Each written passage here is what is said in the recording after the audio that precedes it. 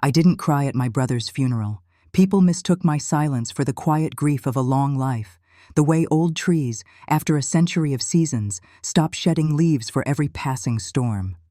They would approach, their faces softened with a practiced, gentle pity, and place a hand on my stooped shoulder. I would nod, the movement small and economical, my eyes fixed forward. They saw a frail old woman, the last of her generation, paying her final respects. They were wrong. I wasn't grieving the man he became. I was standing on the grave of the monster he always was, and I was waiting.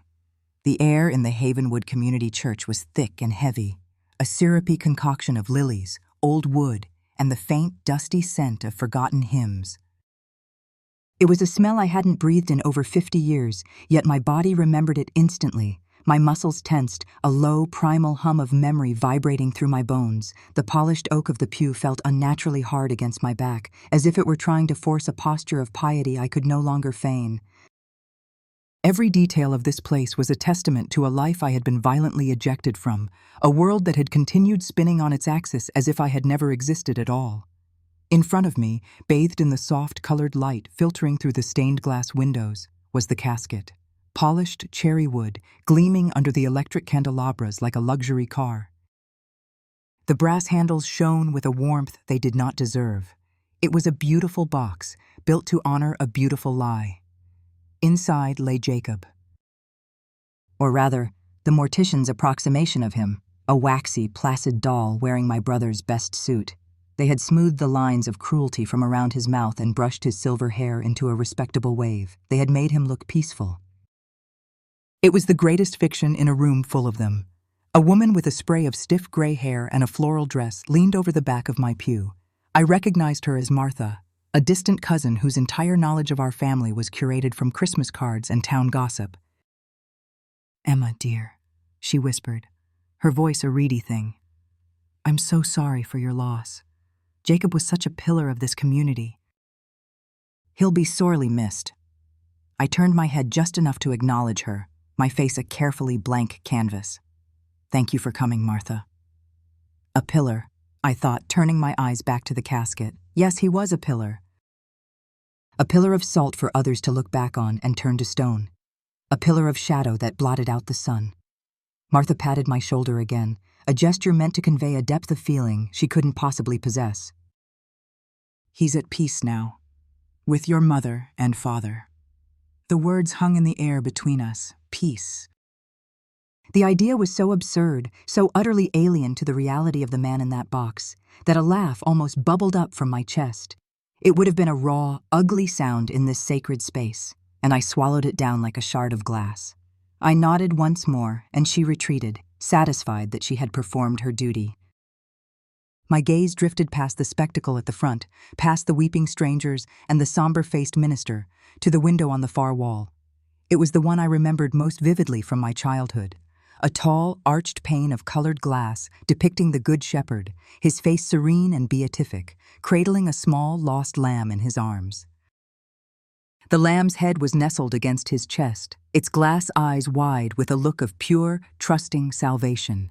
In the background, a wolf slinked away into the painted shadows of the woods. As a girl, I had loved that window. I loved the story it told, that no matter how lost you were, how deep in the woods you wandered, a benevolent protector was searching for you, ready to lift you up and carry you home. I used to trace the lead lines with my eyes during the endless sermons, imagining the feeling of that safety, that absolute deliverance. Now the window looked different. The shepherd's smile seemed less like kindness and more like smug satisfaction. The lamb looked not saved, but captured. And the wolf in the background seemed the most honest creature in the entire tableau. At least its hunger was plain to see. It didn't pretend to be holy. My life had taught me a brutal lesson. The shepherds and the wolves were often one and the same, and the most dangerous ones were those who learned to dress in the other's fleece. There had been no shepherd for me. I was the lamb who had been found by the wolf, and to survive, I had to learn to bite back. The organ music swelled and then receded, and the minister, a young man with a kind face who had likely never even met my brother, stepped up to the pulpit. He cleared his throat and began to speak, his voice resonating with practiced solemnity. "We are gathered here today to celebrate the life of Jacob Miller," he began. "A son of Havenwood, a shrewd businessman, a devoted son to his late parents, Richard and Eleanor, and a beloved brother." My hands, resting in the lap of my simple black dress, curled into fists. Each word was a stone, and I was building a wall with them inside my mind, a fortress against the tide of saccharine falsehoods. Devoted son? I remembered the way Jacob spoke to our mother after my father's authority began to wane, his voice a low hiss of contempt that made her flinch and withdraw into herself. He treated her like a nuisance, a senile servant he was forced to tolerate in the house he now considered his own. Shrewd businessman? Oh, he was shrewd. He had learned my father's lessons in commerce well. He knew how to leverage debt, how to intimidate a competitor, how to present a friendly face to the town while squeezing every last dime from those who depended on him. His shrewdness was a form of cruelty, sanitized by balance sheets and legal contracts. Beloved brother. The minister's voice was warm with this phrase, as if it were the most undeniable truth of all. The words echoed in the silent church, and for a moment, I was 16 again. I could feel the cold dread of a floorboard creaking in the hallway outside my bedroom. I could smell the cloying scent of whiskey on his breath. I could hear the whisper, the one that haunted my sleep for decades. "This is our secret, Em. You wouldn't want to break our perfect family, would you?" The minister continued, weaving a tapestry of lies. He spoke of Jacob's supposed generosity, citing a donation to the town library that I knew was a tax write-off negotiated to get a zoning variance he wanted. He spoke of Jacob's quiet strength after our father passed, a strength I knew was the triumphant swagger of a usurper finally claiming his throne. The people in the pews nodded. Some dabbed at their eyes with tissues. They were mourning a man who had never existed. A phantom constructed from rumor, public appearances, and carefully maintained illusions. They were mourning the portrait, while I was the only one in the room who knew the twisted, monstrous reality of the man himself. My stillness was not grief. It was control. It was the absolute, iron-willed command I had learned over a lifetime of survival. In the years after I was thrown out, living in a single room above a diner, my hands raw from scalding dishwater, I had learned that my emotions were a luxury I couldn't afford. Panic didn't pay rent. Tears didn't buy food for my daughter. Rage didn't keep the nightmares at bay. So I had packed it all down, deep inside me, into a cold, dense star of purpose. And that purpose was why I was here. I had not returned to Havenwood to mourn. I had not returned to forgive. Forgiveness was for the gods and the saints, and I was neither. I was a woman who had been owed a debt for a very, very long time. The eulogy finally wound to a close with a prayer. I bowed my head with everyone else, but I did not pray. I listened to the beating of my own heart, a steady, patient drum against my ribs. Thump, thump, thump, thump, the sound of a clock ticking down to a final, unavoidable hour. After the service, as people began to file out, a few more made their way to me. Old faces I vaguely recognized, younger ones who only knew me as a name and a story. They offered their hands, and I took them. Their skin was warm. Mine felt like ice. They offered words of comfort, and I offered them a quiet, empty thank you. They saw what they wanted to see. Emma Miller, the forgotten sister, returned from obscurity to grieve. A sad, lonely old woman. Let them. Their misjudgment had always been my most effective camouflage. It was the cloak of invisibility that had allowed me to survive, and it was the one I would wear for this final act. I was the last to leave the sanctuary. I stood for a moment, alone in the silence, the scent of lilies now cloying and funereal.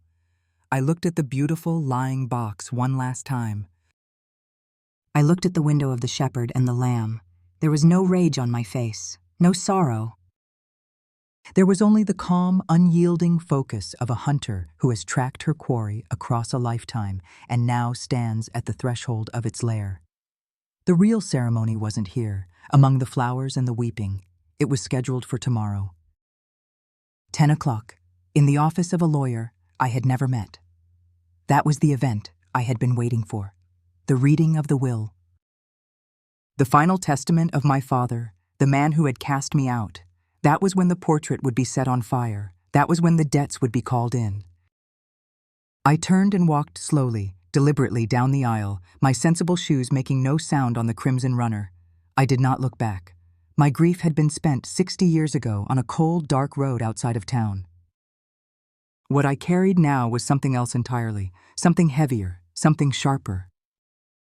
I was not here to bury my brother. I was here to watch the truth crawl out of its grave.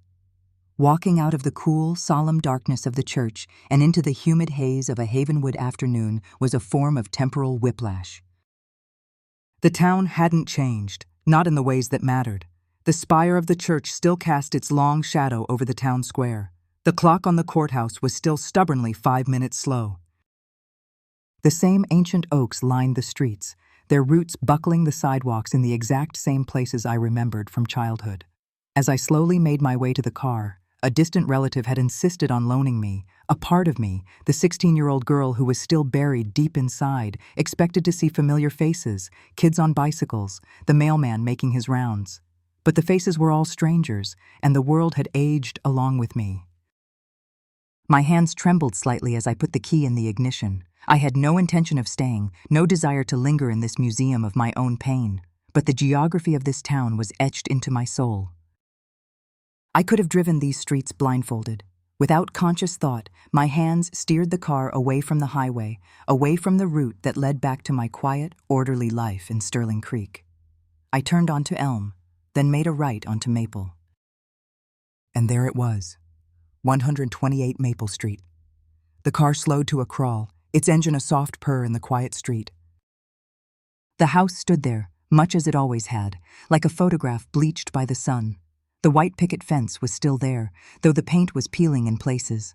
The rose bushes my mother had tended with a frantic, desperate energy were overgrown now, sprawling and wild, their deep red blooms a chaotic spray against the white clapboards. Someone had replaced the old wooden porch swing with a pair of sterile-looking plastic chairs. But it was the same house, the same windows that had held our faces, the same roof that had sheltered our secrets. Seeing it didn't bring a rush of nostalgia. It brought a slow, cold dread, the feeling of a half-forgotten illness returning to the body. And as I stared, the plastic chairs melted away, the paint on the fence grew fresh and white, and the hum of the modern car faded, replaced by the distant drone of a lawnmower from a lifetime ago. The present dissolved, and I was back in the long, hot summer before my world broke apart. Our family was Havenwood's finest portrait, and 128 Maple Street was the ornate, gilded frame. My father, Richard, was the artist. He had built his life with the same rigid precision he used to build his real estate business. Every brick, every dollar, every action was placed with deliberate intent to create an image of unimpeachable prosperity and respectability. The lawn was always perfectly manicured, the American flag was raised each morning and lowered each dusk, and the windows were so clean they seemed to disappear, giving passers-by a clear view into our perfect life. My mother, Eleanor, was the curator of this domestic museum. Her entire existence was a nervous flutter of activity aimed at maintaining the perfection Richard demanded.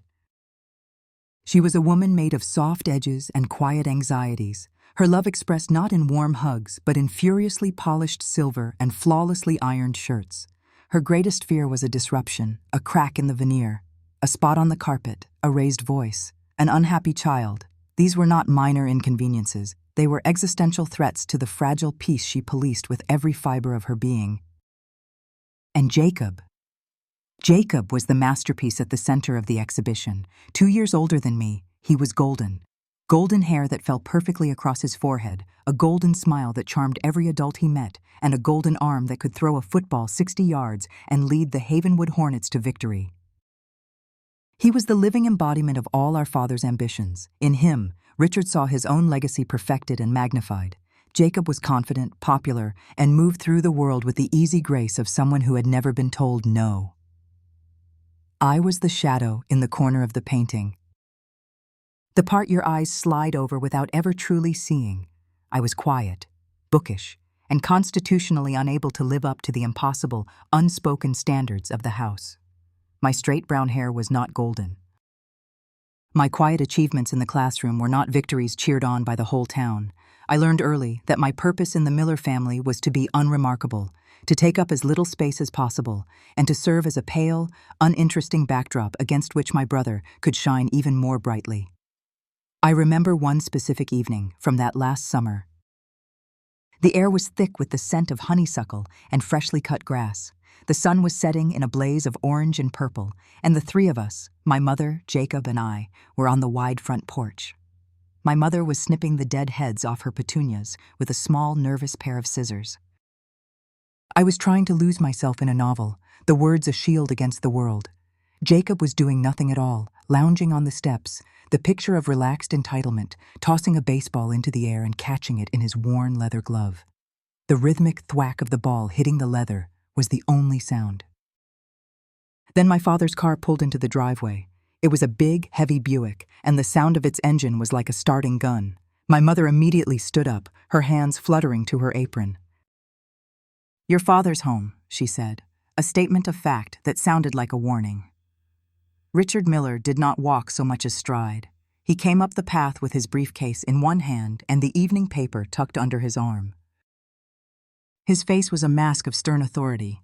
He kissed my mother on the cheek, a gesture so brief and passionless it seemed more like a transaction. "Jacob," he said, and his voice was a different thing entirely. It was full, resonant, a sound that held pride.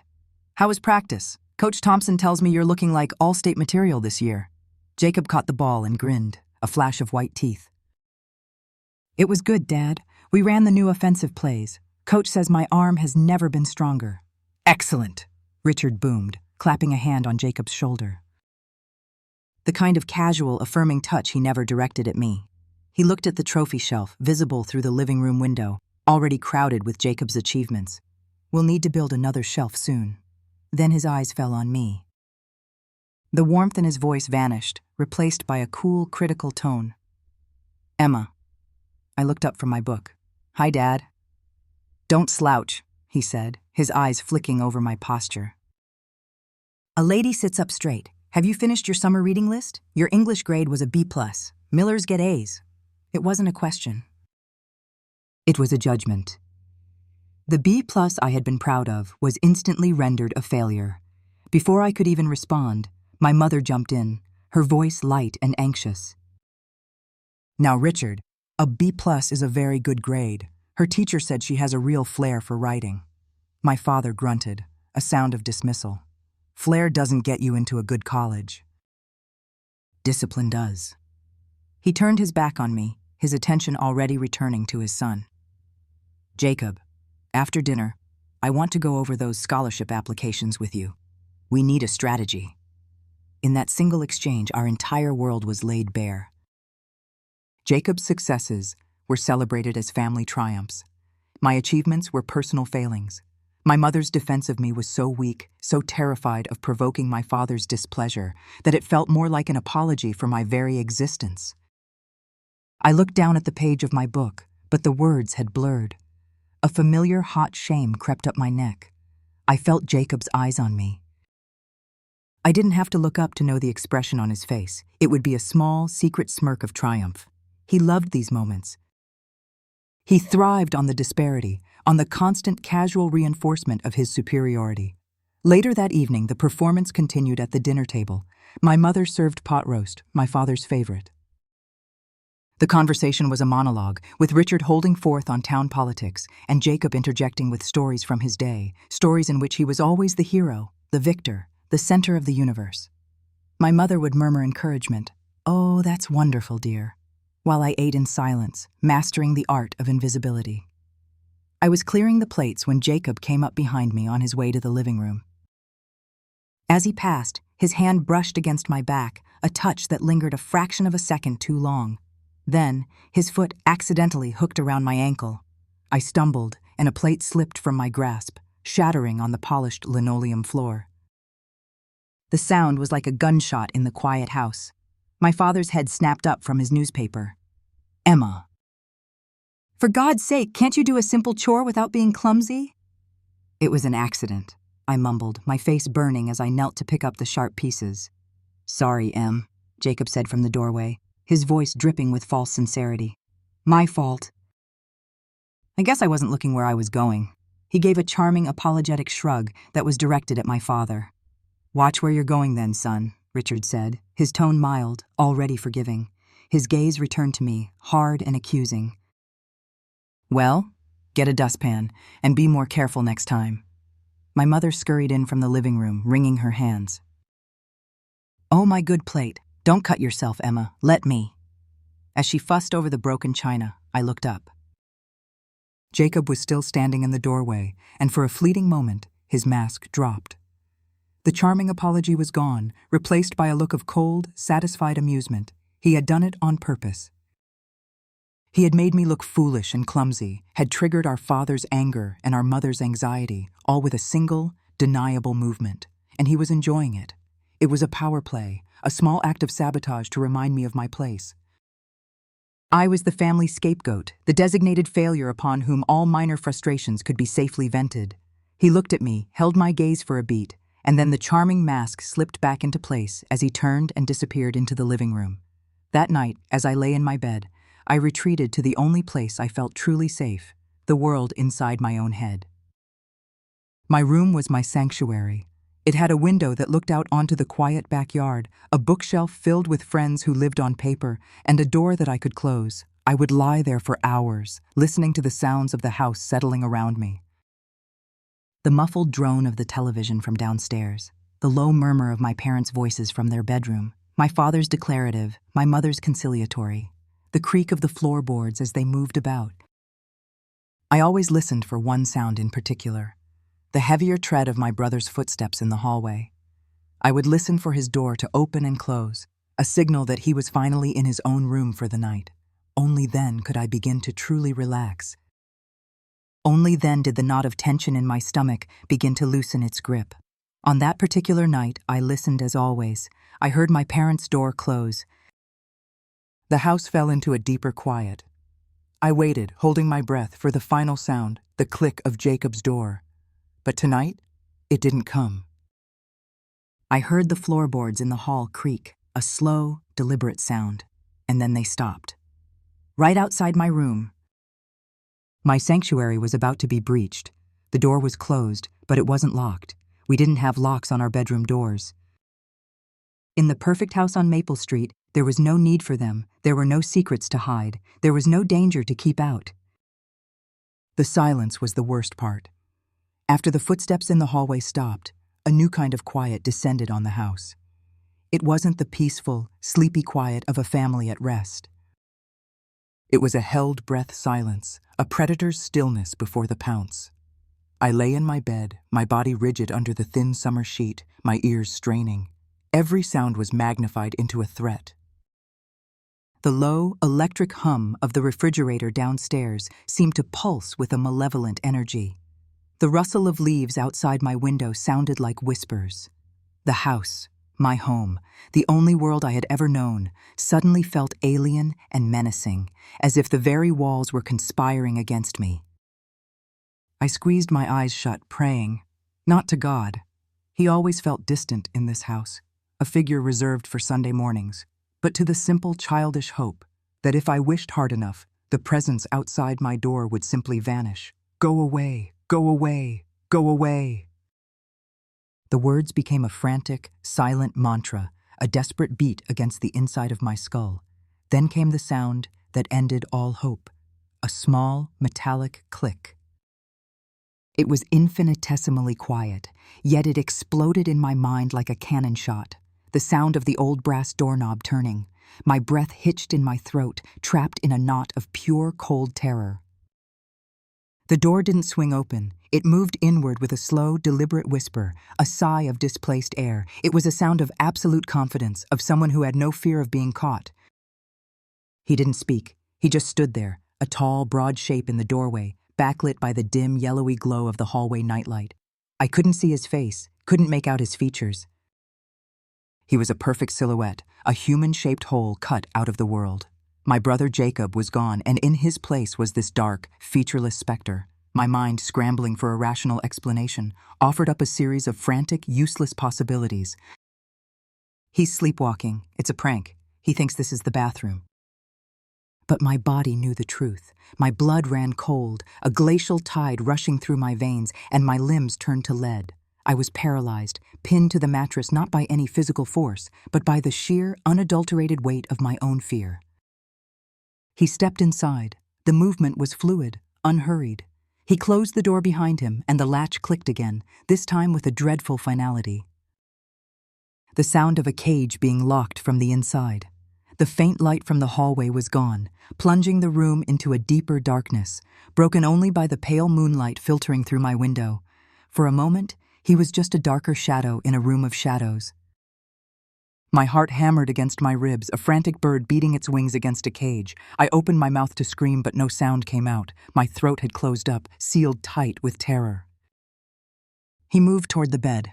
I could hear the soft scuff of his bare feet on the wooden floor. I could smell him. The clean, sharp scent of the soap our mother insisted we all use mingled with a faint, musky odor of sweat from his evening practice. It was the scent of my brother, a scent that had meant nothing to me an hour ago, but would now be the smell of dread for the rest of my life. "Em?" His voice was a low whisper. It wasn't angry or aggressive, It was soft, almost gentle, and that was the most terrifying thing of all. It was the voice he used when he wanted something, the voice that charmed teachers and soothed our mother. I finally found my own voice, but it was a pathetic, strangled thing, a mouse's squeak. "What are you doing? Get out." "Shh," he whispered, and then the mattress dipped beside me. He had sat on the edge of my bed. The sudden weight, the proximity of his body, sent a jolt of revulsion through me. I instinctively tried to scramble away, but my back was already against the wall. There was nowhere to go. "You'll wake them," he said, his voice still a conspiratorial whisper. He reached out, and before I could flinch away, his hand was on my arm. His grip wasn't brutal, not yet. It was firm, possessive, a statement of ownership. "Jacob, please," I begged, the words tumbling out in a terrified rush. "Please, get out of my room." "This is our secret now, Em," he said, his face close to mine. In the dim light, I could finally see his eyes. They weren't the bright, smiling eyes of the town's golden boy. They were dark, flat, and empty of everything but a chilling, clinical curiosity. A special game. Just for us. Game. The word was a profanity. A grotesque twisting of reality. This wasn't a game. This was a nightmare I couldn't wake up from. "It's not a game," I whispered, tears finally beginning to well in my eyes, hot and useless. "It's wrong." His grip on my arm tightened, just enough to let me feel the strength coiled in his athlete's body. "Don't be dramatic," he hissed, the gentleness evaporating, replaced by a cold blade of irritation. "Listen to me." His other hand came up and brushed the hair from my face. The gesture was a hideous parody of affection. "You wouldn't want to be the one to break our perfect family, would you?" The words struck me with the force of a physical blow. He wasn't just threatening me. He was making me the arbiter of the family's fate. He was placing the bomb in my hands and telling me that if it went off, it would be my fault for letting it go. "Think about it," he continued, his voice dropping back into that soft, poisonous whisper. "Think of Mom. You know how she is. A thing like this, it would destroy her. She'd fall apart." He was right. I could picture her, her face crumbling, her hands fluttering uselessly, the light in her eyes extinguished by a shame she couldn't comprehend. She would shatter like the plate I had dropped. "And Dad," Jacob breathed, his thumb stroking my cheek in a way that made my skin crawl. "Can you imagine telling Dad?" After all his talk about decency, about the Miller name, he'd never look at you the same way again. He'd probably blame you anyway. You know he would. And in my heart, I knew he was right about that too. My father, with his rigid codes and his black and white view of the world, would not see a victim. He would see a stain, a blemish on the perfect portrait he had spent his life creating. I was already a disappointment. This would make me a disgrace. Jacob had seen the battlefield of our family with perfect clarity. He knew every weakness, every fault line. He knew my mother's fragility and my father's brittle pride. He knew my place in the family hierarchy down at the very bottom, and he was weaponizing all of it, turning the very structure of our lives into the bars of my cage. He was making me complicit in my own silence. If I spoke, I wasn't just telling on him. I was declaring war on my entire family, and it was a war I knew I could not win. He leaned in closer, his voice dropping to a final, definitive whisper. "So this stays with us. Our secret, understand?" I couldn't speak. I could only give a small, jerky nod, a motion of surrender. A single tear escaped and traced a cold path down my temple. He saw the nod, and I saw a flicker of something in his eyes. Satisfaction. The cold, quiet thrill of total victory. He had won. The game was over before it had even begun. And then he began. My mind did something strange then. It was a mercy, I think. As his weight pressed down on me, as the world shrank to the terrifying reality of his hands and his breath, my consciousness simply detached. I floated up to the corner of the room, near the ceiling, and I watched the scene below as if it were happening to someone else, a girl in a movie whose story was too sad to watch. I saw her small, trembling form under the floral bedspread. I saw the dark shape of the boy, his back to me. I focused on a small, hairline crack in the plaster above my bed, a tiny, jagged line like a miniature bolt of lightning. I followed its path, memorized its shape, poured every ounce of my being into that meaningless imperfection on the ceiling, because it was the only thing that wasn't him. The world was muted sounds and disconnected feelings, the scratchy fabric of the sheet against my cheek, the rhythmic creak of the bed springs, a sound that would haunt my nights forever. The pounding of my own blood in my ears, a frantic, desperate drumbeat. I was not in my body. I was far away, in the quiet, empty space by the ceiling, watching and waiting for it to be over. When it was finished, he moved off me. He stood up and, without a word, walked to the door. He adjusted his clothes, a simple, practical motion that was somehow more violating than anything else. It was an act of casual dismissal, as if he had just finished a chore. He opened the door, glanced back at the bed, at the silent, curled-up shape I had become, and then he was gone. The door clicked shut, leaving me alone in the wreckage. I didn't move for a long time. I lay there, listening to the silence he had left behind. The room, my sanctuary, was tainted. The air felt thick, used up. The sheets were tangled and wrong. The very molecules in the space seemed to have been rearranged into a shape of horror. I pulled the blanket up to my chin, my body shaking with a cold that had nothing to do with the temperature. It was a deep, internal winter, a frostbite of the soul. I didn't cry. The tears were frozen solid somewhere deep inside me. I was just a hollow, brittle thing. Slowly, painfully, the night bled away. The deep, oppressive black of my room softened to charcoal, then to a bruised, somber gray. The first pale, sickly light of dawn began to filter through my window, illuminating the dust motes dancing in the air. A bird began to sing outside, a cheerful, oblivious sound that felt like a personal insult. The world was waking up, the sun was rising, and in a little while I would have to get up, pull on my clothes, walk down the stairs, and sit at the breakfast table with my family.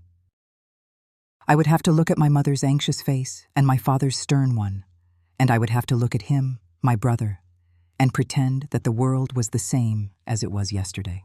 The performance had to go on. My childhood had ended in the dark, and now I had to walk out into the light and act as if I hadn't even noticed it was gone. The days that followed were a masterclass in performance. My life split into two distinct parallel streams. On the surface was the Emma everyone saw, the quiet, obedient daughter, the unremarkable high school student. I passed the salt at dinner. I answered fine when asked how my day was. I did my homework at the kitchen table, my books spread out like a barricade. I smiled when a smile was required, a small, tight stretch of the lips that never reached my eyes. This Emma was a ghost, a hollow puppet going through the motions, her strings pulled by the crushing weight of expectation and fear. Beneath that placid surface was the other Emma, the real one.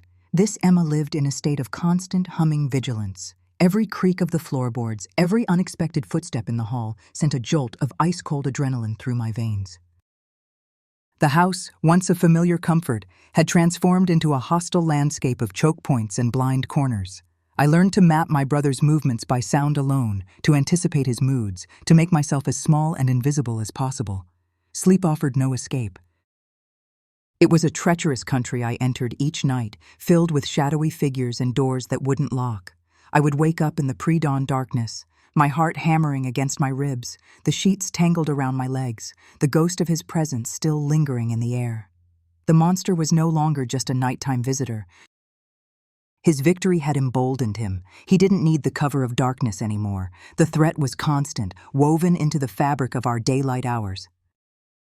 It was in the way he would stand too close to me in the kitchen, his arm brushing mine, a gesture that looked accidental to anyone else, but felt like a brand on my skin.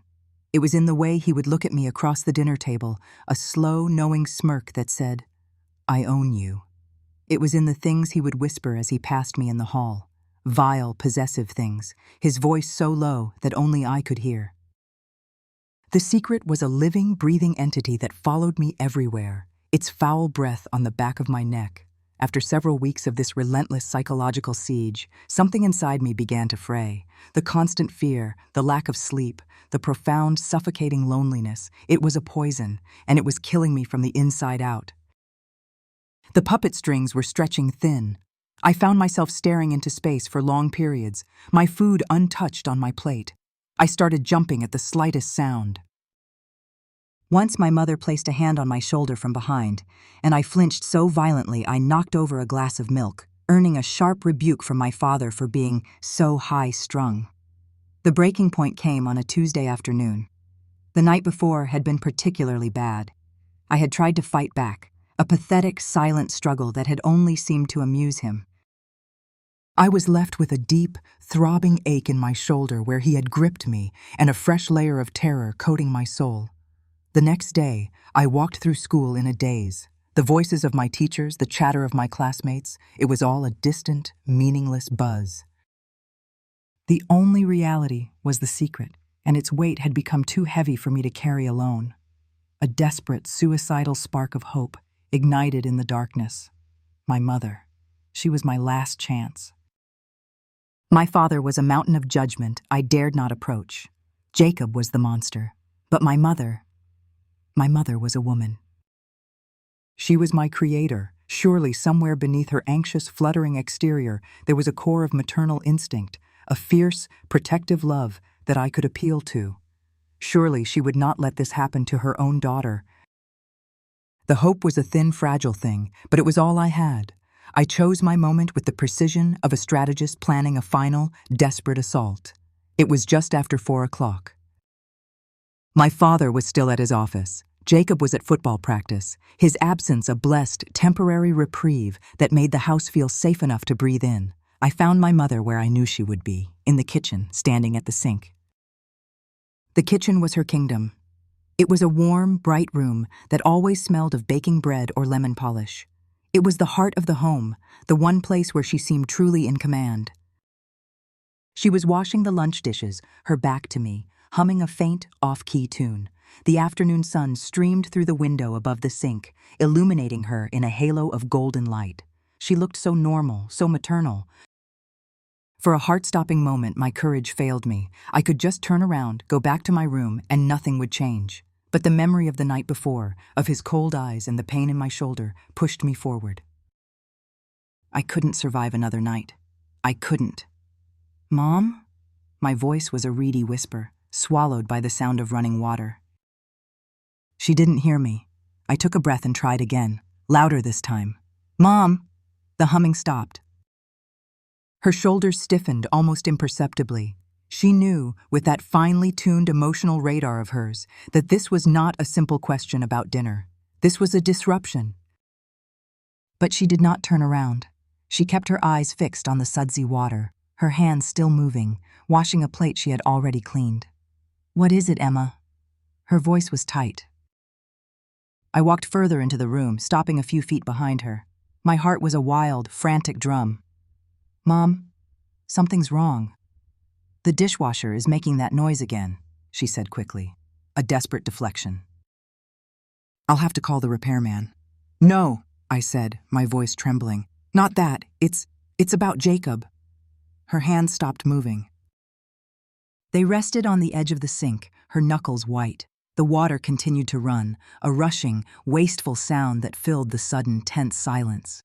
Your brother, she said, her voice flat, is the finest boy in this town. Captain of the football team. He'll have his pick of colleges. There is nothing wrong with him. The words were a shield, a wall she was frantically building between us. I knew if I didn't break through it now, I never would. The words I had to say were lodged in my throat like pieces of broken glass. I had to force them out, one by one, each one tearing at me on its way. He comes to my room. At night. Silence. The only sound was the rushing water, a torrent in the quiet kitchen. I could see the rigid line of her back, the tension in her neck. She was a statue carved from denial. He hurts me, Mom, I whispered. The final, terrible truth laid bare in the heart of her home. For a long moment she didn't move, didn't speak. I held my breath, waiting for her to turn, to rush to me, to hold me, to do any of the things a mother is supposed to do. I prayed for it.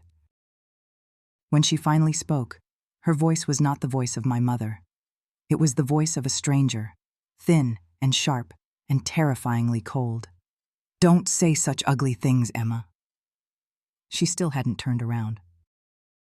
She was talking to the window, to the sink, to anyone but me. That's a horrible, wicked thing to imagine, she continued, her words clipped and precise. You must have had a nightmare. A vivid, terrible nightmare. It wasn't a nightmare, I sobbed, the tears I'd held back for weeks finally breaking free. It's real. Please, Mom. You have to believe me. No, she said, and the word was a slap. She finally turned off the water. The sudden silence was more shocking than the noise had been. I will not believe it. Your brother loves you. He protects you. He is a good boy. She picked up the plate and began drying it with a dish towel, her movements jerky and aggressive. And then she delivered the final, devastating blow, the words that would echo in my soul for the rest of my life. She turned her head just enough to look at me out of the corner of her eye, her face a mask of cold, terrified anger. You will not cause trouble in this house, do you hear me? You will not upset your father. You know how he gets. You know how his temper is. Do you want to bring that down on all of us? On this family? There it was. The raw, ugly truth. It wasn't about me. It wasn't about what was happening to me, whether it was real or a nightmare. It was about him. About Richard. My pain, my reality, was an inconvenience, a disruption to the fragile peace she had brokered with my father's anger. I was not her daughter in that moment. I was a problem to be managed, a threat to be neutralized. She was sacrificing me to appease the angry god of the house. She was choosing his comfort over my safety, my sanity, my soul. The betrayal was so absolute, so profound, it stole the air from my lungs. It was worse, in its own way, than what Jacob did. His was an act of violation.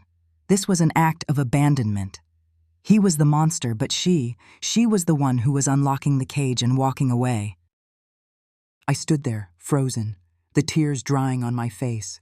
The last ember of hope inside me flickered and died, leaving nothing but cold, gray ash. She finished drying the plate, her task complete. She placed it in the cupboard with a sharp clink. The subject was closed, the conversation was over. As if to prove it, she turned to me, her face now wiped clean of all emotion except a faint, weary irritation. Dinner will be at 6, she said, her voice back to its normal, domestic tone. Your father likes to eat on time. Wash your face. You look a mess. And then she turned her back on me again, picked up another plate and resumed her work. I retreated. I backed out of the kitchen, one slow step at a time, my eyes never leaving her rigid, unyielding back. I went up the stairs to my room, my legs moving like a sleepwalker's. I closed my door and slid down to the floor, my back against the wood. My room wasn't a sanctuary. The whole house was a prison, but I now understood its architecture with perfect, horrifying clarity. The walls were not wood and plaster. The bars were made of my father's rage, my brother's cruelty, and my mother's silence. And the silence was the strongest material of all. I did not cry again. There were no tears left. There was only a vast, empty, silent space inside me. The space where a mother's love was supposed to be. In its place, something new began to grow. A hard, cold, protective shell. A numbness that was its own kind of armor. If no one in the world was going to protect me, I would have to learn to protect myself. And I knew, with a certainty that chilled me to the bone, that the first step was to never, ever trust anyone again. I was alone, utterly and completely alone. The 2 months that followed my mother's betrayal were a descent into a new kind of hell. The old one, the one filled with the sharp, shocking horror of the initial violations, was replaced by a dull, grinding, chronic terror. The monstrous had become mundane. The unthinkable was now my routine. Life settled into a grotesque rhythm, governed by the rising and setting of the sun. Daylight hours were for the performance, for being the ghost of Emma Miller. I moved through the halls of my school and the rooms of my home like a shadow, my senses deadened, my soul packed away in a cold, dark place where nothing could touch it. This numbness was my armor. It was a heavy, ill-fitting thing, but it was all I had. It allowed me to sit at the breakfast table and watch my brother Jacob calmly spread jam on his toast, the very picture of wholesome American youth. It allowed me to listen to him recount stories of his triumphs on the football field, stories that made my father swell with pride and my mother beam with adoration. I would watch them, these strangers who were my family, and feel nothing but a vast, cosmic distance, as if I were observing them from another planet. The girl who had once craved their approval, who had ached for a kind word from her father or a genuine smile from her mother, was gone. In her place was a cold, silent observer, a witness to a crime that was still in progress. My mother and I developed a new language, one composed entirely of silence and avoidance.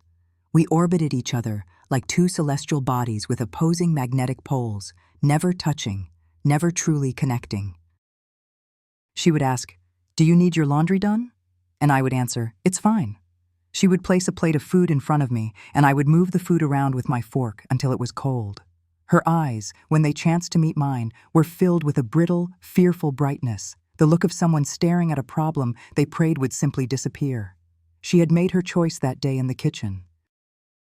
She had chosen the lie, and in doing so, she had rendered me invisible. The nights remained Jacob's domain.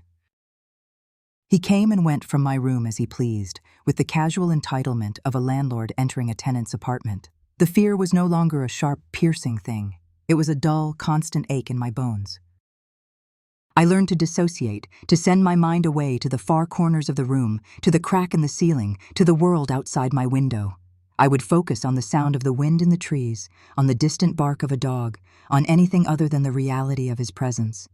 My body became a thing separate from myself, a vessel I was forced to inhabit, and I retreated deep into the fortress of my mind. But then, a new fear began to stir, a physical betrayal that my mental defenses could not hold back. It started subtly. A wave of nausea in the mornings that I would swallow down, blaming it on lack of sleep. A profound, leaden exhaustion that clung to me all day, a weariness that had nothing to do with physical exertion. My body felt alien, sluggish, as if it were moving through water. And then, the undeniable fact, the one that could not be explained away by stress or fatigue. I was late. At first I ignored it. It was easy to do. My life was a chaotic storm of trauma. It was only natural that my body would be thrown off its rhythm. "It's just the stress," I told myself, repeating the phrase like a prayer. "It will come next week." But next week came, and it did not. The following week bled into the calendar, and still nothing. The small, dismissible worry began to grow into a cold, hard knot of dread in the pit of my stomach. It was a new fear, different from the one I felt for Jacob. This was a silent internal threat, a ticking clock that only I could hear.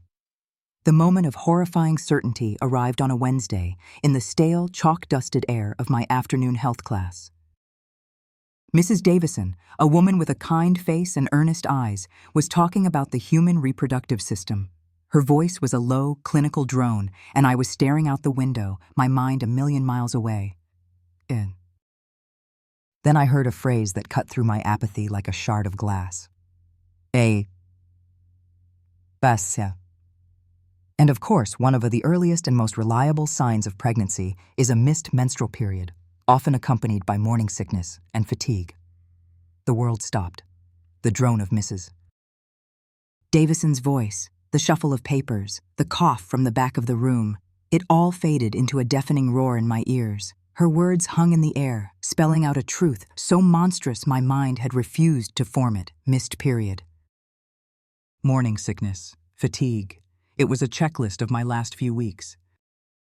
A cold sweat broke out across my skin. I felt dizzy, the room tilting on its axis. I gripped the edge of my desk, my knuckles turning white, convinced I was going to be sick right there. The rest of the lesson was a blur. I didn't hear another word. My mind was consumed by a single, frantic, repeating calculation. I counted the days, the weeks, on my fingers, hidden beneath my desk. The number I arrived at was an executioner's sentence. The bell rang, releasing me from the classroom.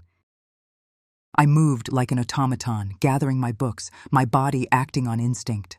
I walked home in a blind panic, my feet pounding the pavement, a frantic, desperate energy propelling me forward. I didn't see the familiar streets or the autumn leaves skittering across the sidewalk. I saw only a terrifying black abyss opening up in front of me.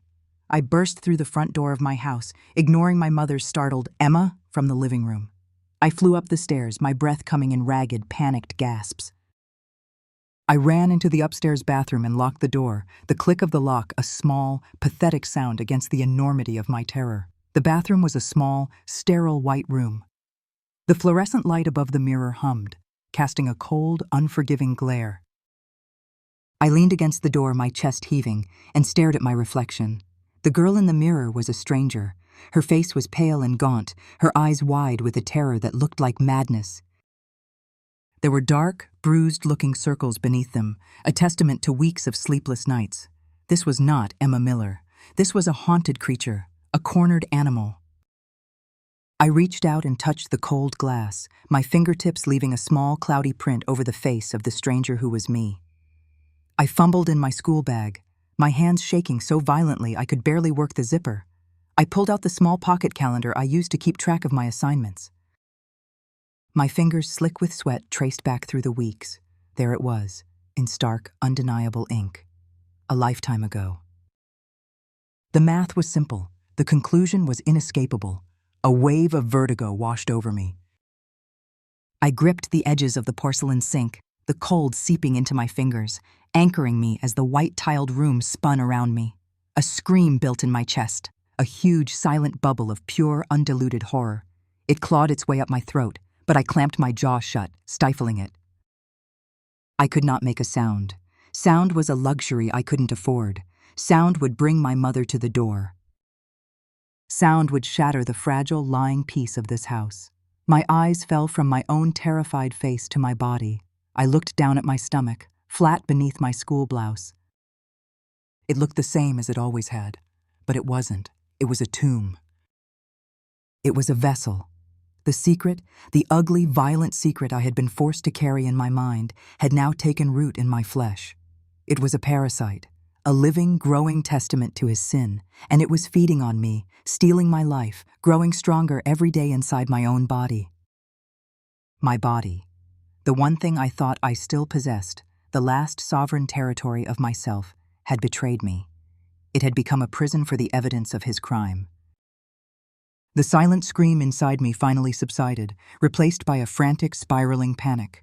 My mind raced, a frantic torrent of unanswerable questions. What do I do? What do I do? The faces of my family flashed before my eyes like a series of horrific portraits. My mother, her face a mask of cold denial, turning her back to me at the sink. My father, his face purple with rage, his voice a roar of judgment. And Jacob, his face twisted in a smug, victorious smirk. There was no one. There was no help. There was no escape.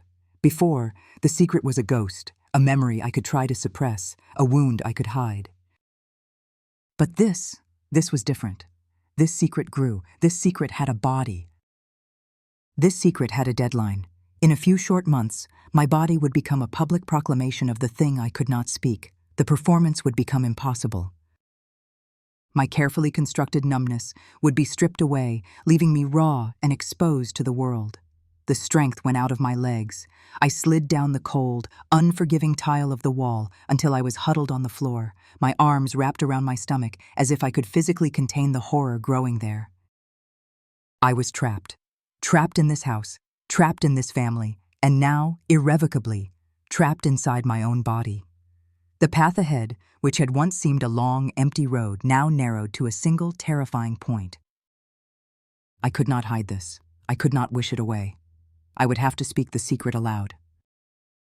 And I knew, with a certainty so absolute it felt like a prophecy, that the moment those words left my lips, the entire, carefully constructed world of the Miller family would not just crack, it would detonate, and I would be standing at the very center of the explosion. For 3 days, I lived with the unholy secret coiled in my belly like a sleeping serpent. I was a walking tomb, a girl haunted from the inside out.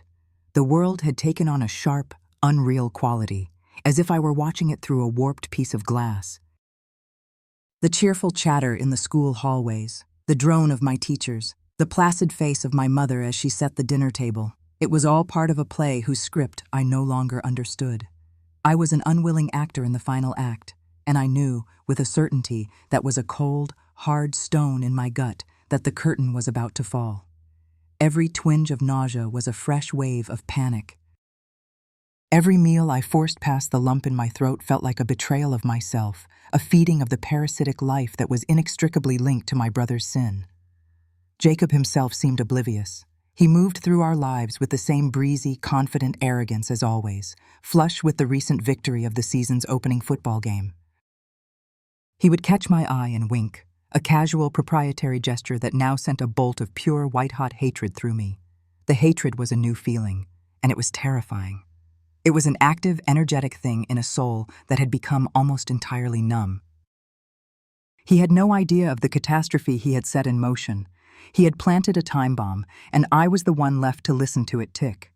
My options had dwindled to nothing, and then to less than nothing. My mother was a locked door, a stone wall of willful denial.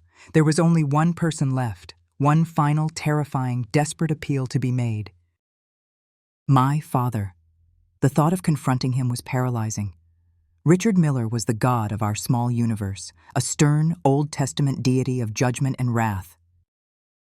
He was a man of rigid principles, a man for whom the appearance of decency was more important than decency itself. I had spent my entire life trying to avoid his critical gaze, his casual dismissals, his explosive temper. To willingly walk into the heart of that storm seemed like a form of suicide. And yet, a tiny, irrational flicker of hope persisted. It was the hope of a drowning person reaching for a splinter of wood. He was a man of order. A man of property. This thing that was happening to me, this violation, it wasn't just a crime against me, it was a crime against him. I was his daughter. My body was, in his cold, patriarchal view of the world, his property. Jacob had trespassed. He had defiled the Miller name, the Miller bloodline. Perhaps I reasoned in my desperate, frantic state, perhaps his outrage at this transgression against his own authority would be great enough to overpower his love for his golden son. It was a foolish, desperate gamble, but it was the only one I had left. The secret was going to come out one way or another. My only choice was whether I would be the one to tell it, or whether I would wait for my own body to scream it to the world. I chose my moment. It was a Thursday evening. Jacob was out with his teammates, a victory celebration that I could hear echoes of from across town. The house was quiet. My mother was in the living room, mending one of my father's shirts, her head bowed under a lamp, absorbed in her small domestic task. My father was in his study. The door was closed. I stood outside that door for what felt like an eternity. It was heavy, dark oak, featureless except for a polished brass knob. It was the door to the inner sanctum, the source of all power in our home. My heart hammered against my ribs so hard I felt it in my throat. My palms were slick with sweat. This was it. The point of no return. I raised a trembling hand and knocked. The sound was too loud, a timid little rap that sounded like a plea. "What is it?" His voice came from within, muffled and impatient. I took a shaky breath and pushed the door open. The study smelled of him, of old paper, expensive leather, and the faint, ghost-like scent of the pipe tobacco he'd given up years ago. It was a room of shadows and dark wood, lined with leather-bound books that served as wallpaper, a testament to an intellectualism he didn't possess but felt he ought to project. He was in his throne, a high-backed leather armchair, a pool of lamplight illuminating the newspaper he held up like a shield. He lowered it slowly, his eyes fixing on me, his expression one of pure irritation at the intrusion. "Well?" he prompted, his voice sharp. "What do you want?" I closed the door behind me, the soft click sealing my fate. I couldn't form a coherent sentence. The carefully rehearsed words I'd practiced vanished from my mind. All I had left was the raw, ugly truth, and it tumbled out of me in a messy, sobbing torrent of terror and shame. "Dad," I started, my voice cracking. "Dad, I need to tell you something." I was weeping now, hot, desperate tears I couldn't control. "I'm pregnant." The words hung in the silent, masculine air of the room. He stared at me, his face impassive, but I saw a flicker of something in his eyes, a momentary tightening of the muscles around his jaw. He said nothing, waiting. The rest of it came out in a rush, a garbled confession. "And it was Jacob," I choked out, the name itself feeling like poison on my tongue. "It wasn't my fault. He's been hurting me for months. He comes to my room." I trailed off, unable to continue, my body shaking with huge, racking sobs.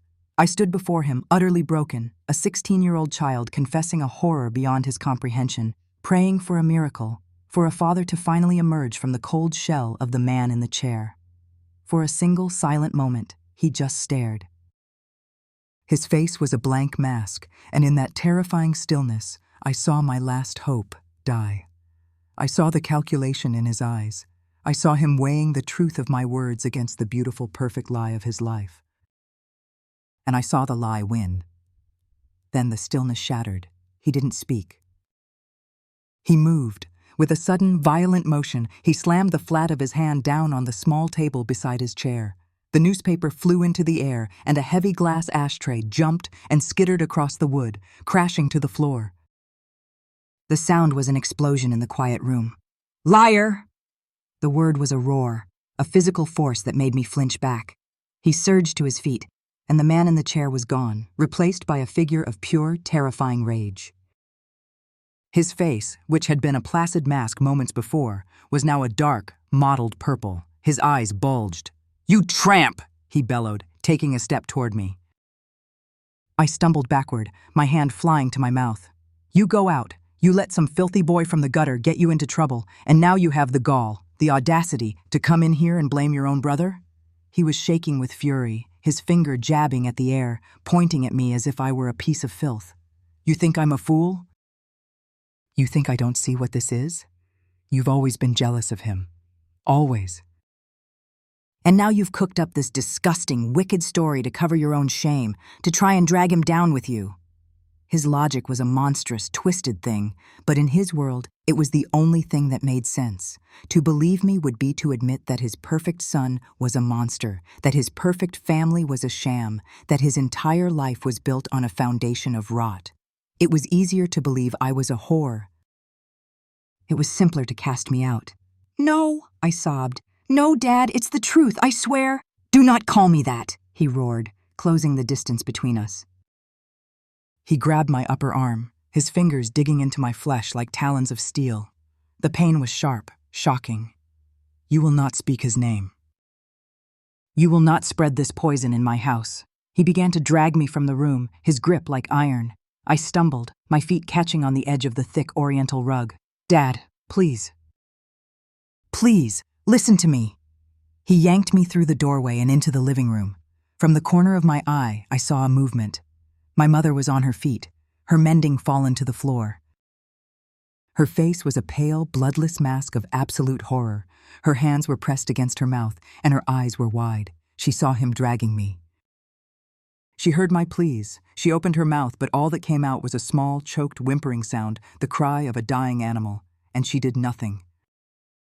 She stood frozen, a weeping statue of cowardice, as her husband destroyed her daughter. My father didn't even glance at her. He was a man on a mission, a holy crusade to purge the filth from his temple. He dragged me to the front hall, his fury a palpable heat. He wrenched open the hall closet, his eyes scanning its contents with blind rage. He saw a small canvas overnight bag I hadn't used in years. He pulled it out, unzipped it, and began grabbing things at random. A jacket, a scarf, a pair of old rain boots, and stuffing them inside. It was a mad, meaningless gesture. He zipped the bag and threw it at my feet. "Get out," he hissed, his voice low and guttural. He turned and wrenched open the heavy front door, letting in a blast of cold night air that felt like a slap. "Get out!" he roared again, his voice echoing through the perfect, silent house. "You are not welcome here. You will not bring this shame, this filth under my roof." He shoved me hard with both hands. I was off balance, helpless in his grip. I tumbled forward, out of the warm, bright light of the hall, and into the darkness. My knees hit the cold, hard stone of the front porch with a sickening crack of pain. "You are no daughter of mine." The words were his final verdict. Then the door slammed shut. The sound was a physical blow, a sound of absolute severance. It was the sound of my life ending. I heard the deadbolt slide home, a final, metallic thunk that sealed me out forever. I was on my knees, in the dark, on the cold stone. The small, useless bag lay beside me. Through the pristine windows, I could see the warm, yellow light of my home, the light of the life that was no longer mine. I was outside. I was alone. I was 16 years old, pregnant, and utterly, irrevocably destroyed. The judge had passed his sentence. The fury had cast me out. And the silence of my mother was the amen. For a long time, I didn't move. I remained on my knees on the cold, unforgiving stone of the porch, the sharp pain a distant secondary sensation. My primary reality was the door. The solid, six-panel oak door with its polished brass handle and the deadbolt I had heard slide into place. It was no longer a door. It was a tombstone, marking the death of the girl I used to be. The warm, yellow light that glowed from the windows, the light that had meant safety and home my entire life, now seemed mocking and cruel. I watched a shadow, my mother's slender silhouette, pass by the living room window and then disappear. She didn't come to the door. She wouldn't. The finality of it settled into my bones, a cold more profound than the night air. Slowly, painfully, I pushed myself to my feet. My knees screamed in protest. I picked up the small canvas bag, its weight insubstantial, its contents a meaningless collection of my father's rage. A single boot, a winter scarf, a forgotten paperback novel. It was a bag of nonsense, a final parting insult. There was no money, no purse, nothing of practical value. Nothing for the new life he had just sentenced me to. I turned my back on the house. I did not look back again. To look back would be to invite a madness I couldn't afford. I put one foot in front of the other and started walking down the silent, tree-lined curve of Maple Street.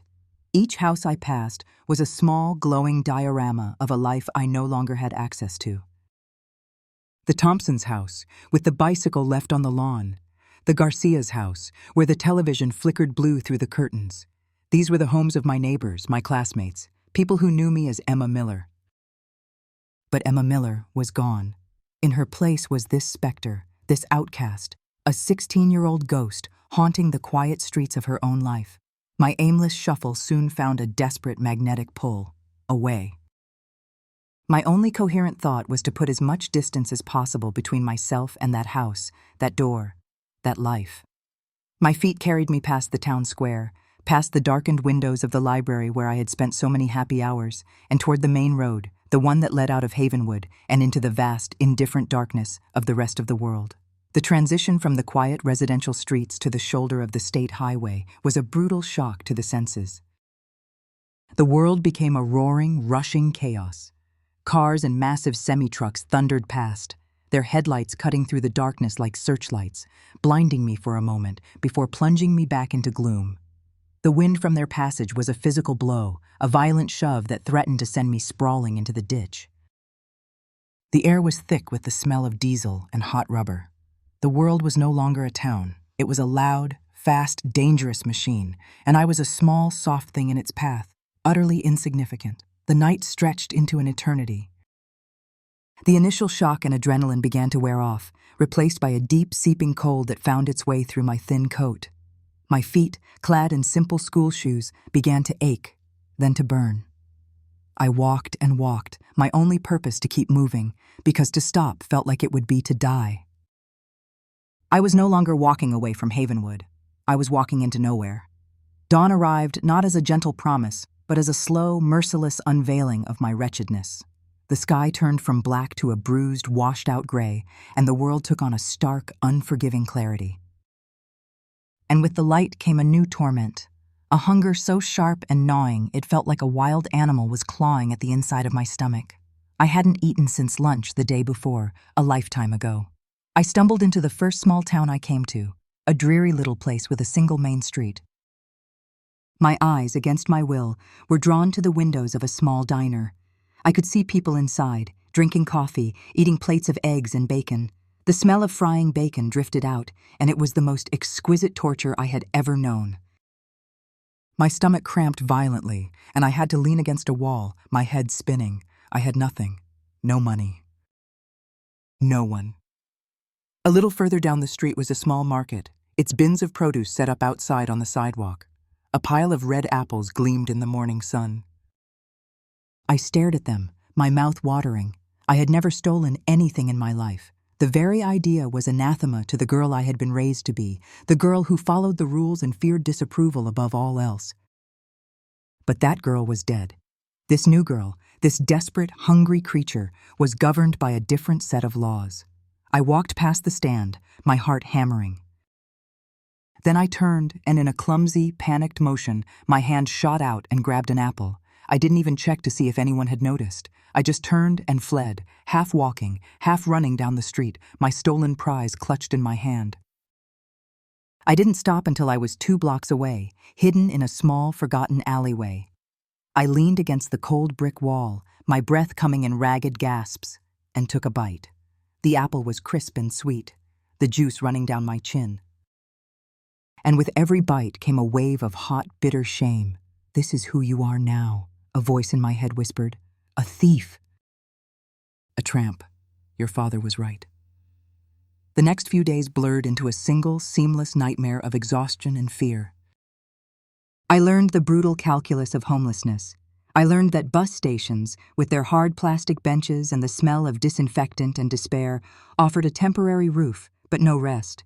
I spent a night in one, huddled in a corner, clutching my absurd bag of belongings. I tried to sleep, but the station was a place of ghosts. Weary travelers, lost souls, men whose eyes lingered on me with a predatory light that made my skin crawl. I saw in their faces a reflection of my own dispossession, and it terrified me. I learned the art of invisibility. I learned to walk with my head down, my shoulders hunched, to avoid catching anyone's eye. I learned that people do not see you when you look like this. They look through you, past you, their faces carefully blank, as if your poverty and your pain were a contagious disease they were afraid of catching. The few times someone's eyes did meet mine, I saw not compassion, but a flicker of contempt, of disapproval. I was no longer a person. I was a problem. A piece of human debris to be ignored. My body began to betray me in new and terrifying ways. The morning sickness was a relentless torment, leaving me weak and empty. A deep, permanent ache settled into the small of my back. My feet were a mass of raw, weeping blisters, and all the while, I was constantly, acutely aware of the life inside me. It was a silent, insistent passenger, a constant physical reminder of the source of my ruin. It needed things, food, warmth, safety, that I could not provide. The weight of that failure was heavier than the hunger and the cold combined. The fury, and the shock that had propelled me out of Havenwood burned away, leaving behind the cold gray ash of despair. Hope was a foreign concept, a word from a language I no longer spoke. My past was a smoking ruin, and my future was a blank, terrifying wall of black. There was only the brutal, grinding present, the aching feet, the empty stomach, the crushing weight of being alone. On the third day, a cold, miserable rain began to fall. It started as a drizzle, and then turned into a steady, chilling downpour, soaking through my thin coat and plastering my hair to my scalp. I was on a stretch of road between two towns, a desolate landscape of empty fields and skeletal trees. There was nowhere to go. I finally spotted the dilapidated remains of a long-closed gas station, its sign rusted, its windows boarded up. It had a small, overhanging awning, and I stumbled toward it, my last ounce of strength gone. I sank to the cracked, greasy concrete, my back against the wall, the rain dripping from the edge of the awning just inches from my feet. I was shivering violently, my teeth chattering. The fight was gone. The will to take another step had vanished. There was nothing left inside me but a vast, hollow emptiness. I curled into a ball, pulling my wet, useless coat tighter around me, and closed my eyes. This is it, I thought, with a strange sense of calm. This is the end of the road. The world could do what it wanted with me now. I was done. I surrendered to the cold, to the hunger, to the overwhelming, soul-crushing despair. I was at the absolute bottom of the world, in a place so deep and dark, I was sure no light could ever reach me again. I don't know how long I lay there, huddled under the flimsy awning of the dead gas station. Time had lost all meaning. It was just a gray, wet, cold eternity. The shivering had become a deep, violent tremor that shook my entire frame, a desperate, failing attempt by my body to generate warmth. My mind had retreated to a place beyond thought, a numb, gray fog where the hunger, the pain, and the despair all blended into a single, overwhelming state of non-being. I was aware of the rain, of the cold, but only as distant facts, things that were happening to a body I no longer inhabited. I was waiting for the end. I had surrendered to it. Through the fog, I registered a new sound, a low rumble that grew louder and then stopped. A light swept over my closed eyelids. I didn't move. My first thought was a flicker of animal fear, the police, telling me to move along. But where could I move to? There was nowhere left. A car door slammed, the sound sharp and alien in the watery landscape. Footsteps crunched on the wet gravel, slow and heavy.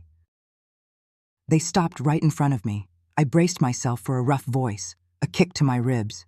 "Hey." The voice was a surprise. It was a woman's voice, but it wasn't soft or gentle. It was rough, gravelly, a voice that sounded like it was accustomed to long hours and strong coffee. "Hey, kid. You alive under there?" I forced my eyelids open. They felt impossibly heavy. I saw a pair of sturdy, waterproof work boots, then looked up. A woman stood over me, silhouetted against the gray, rainy sky. She was older, maybe in her 60s, with a face that looked like it had been carved from a block of hardwood and left out in the sun and the wind. Deep lines radiated from the corners of her sharp, intelligent eyes. Her gray hair was cut short and practical, and she wore a heavy man's flannel jacket over what looked like a work apron. She was not beautiful. She was not an angel from a storybook. But the look in her eyes was not one of disgust or pity. It was a look of sharp, clear-eyed assessment. She took in my soaked clothes, my shivering frame, my youth, and the slight, almost unnoticeable swell of my stomach with a single sweeping glance. "You can't stay here," she said, her voice a no-nonsense declaration. "You'll freeze to death." I tried to answer, to tell her to leave me alone, that it didn't matter. But all that came out was a dry, rasping croak. My throat was raw, my lips cracked. The woman clicked her tongue, a sound of brisk impatience. "Right. Come on, up you get." She bent down and hooked a surprisingly strong arm under my own. "Let's go. My place is just down the road. You're not dying on my doorstep. It's bad for business." The gruffness of her words was a strange kind of gift. She wasn't asking me how I felt. She wasn't demanding my story. She was stating a fact and providing a solution, and my input was not required. I was too weak to resist, too stunned to do anything but allow myself to be pulled to my feet. My legs were numb, watery things, and I would have collapsed if she hadn't been holding me up, her solid frame a bulwark against the rain and my own weakness. She half carried me, half dragged me to an old beat-up pickup truck, its paint faded and its fenders dented. She opened the passenger door and helped me onto the cracked vinyl seat as if I were a sack of potatoes. The moment the door closed, the world changed. The roar of the rain was reduced to a gentle patter on the roof. And then she turned the key, and the engine rumbled to life, and a blast of hot, dusty air shot out from the vents. It was a miracle. It was the most glorious, life-giving warmth I had ever felt. It hit my frozen skin, and the pain of it was exquisite. I began to shiver even more violently as the feeling returned to my limbs. The drive was short. We pulled into the gravel lot of a small, squat building that glowed like an island of refuge in the gloomy afternoon. A neon sign with a few flickering letters sputtered, "Aggie's Crossroads Diner, 24 hours." She parked near the back and led me inside through a kitchen door. I was plunged into a world of overwhelming sensation. The air was thick with the smell of hot coffee, frying onions, and yeasty bread. The kitchen was a chaotic symphony of sound. The sizzle of something on a hot grill, the clatter of ceramic plates, the low hum of a large refrigerator. It was the sound and smell of life, of purpose, of warmth. It was everything my world had not been for days that felt like years. Aggie, led me to a small, wobbly table in a corner of the kitchen, away from the two line cooks, who glanced at me briefly before turning back to their work. "Sit," she commanded. She disappeared for a moment and came back with a thick, clean towel and a faded old quilt that smelled of cedar. "Dry yourself off. Wrap up in this." I did as I was told, my movements clumsy and slow. The rough texture of the towel on my skin was another grounding sensation. I wrapped the quilt around my shoulders, a cocoon of warmth and safety, and then she placed a plate in front of me. It was the plainest of meals. A mound of fluffy scrambled eggs, 2 pieces of perfectly browned toast dripping with melted butter, and 3 strips of crispy bacon. Next to it, she placed a heavy ceramic mug filled with steaming hot tea, a cloud of fragrant vapor rising from it. I stared at the plate. It was not food. It was salvation. It was a prayer answered before I even had the strength to form it. A choked, painful sob escaped my throat. Tears, hot and real, began to stream down my face, dripping from my chin onto the table. They were not tears of sorrow. They were tears of a relief so profound it felt like my heart was breaking open. "Food's better hot," Agnes said gruffly, turning away to pour herself a cup of coffee, giving me the privacy of her back. I picked up the fork, my hand shaking. The first bite of egg was an explosion of flavor and warmth in my mouth. I ate. I didn't taste it so much as absorb it. It was life. It was heat. It was energy.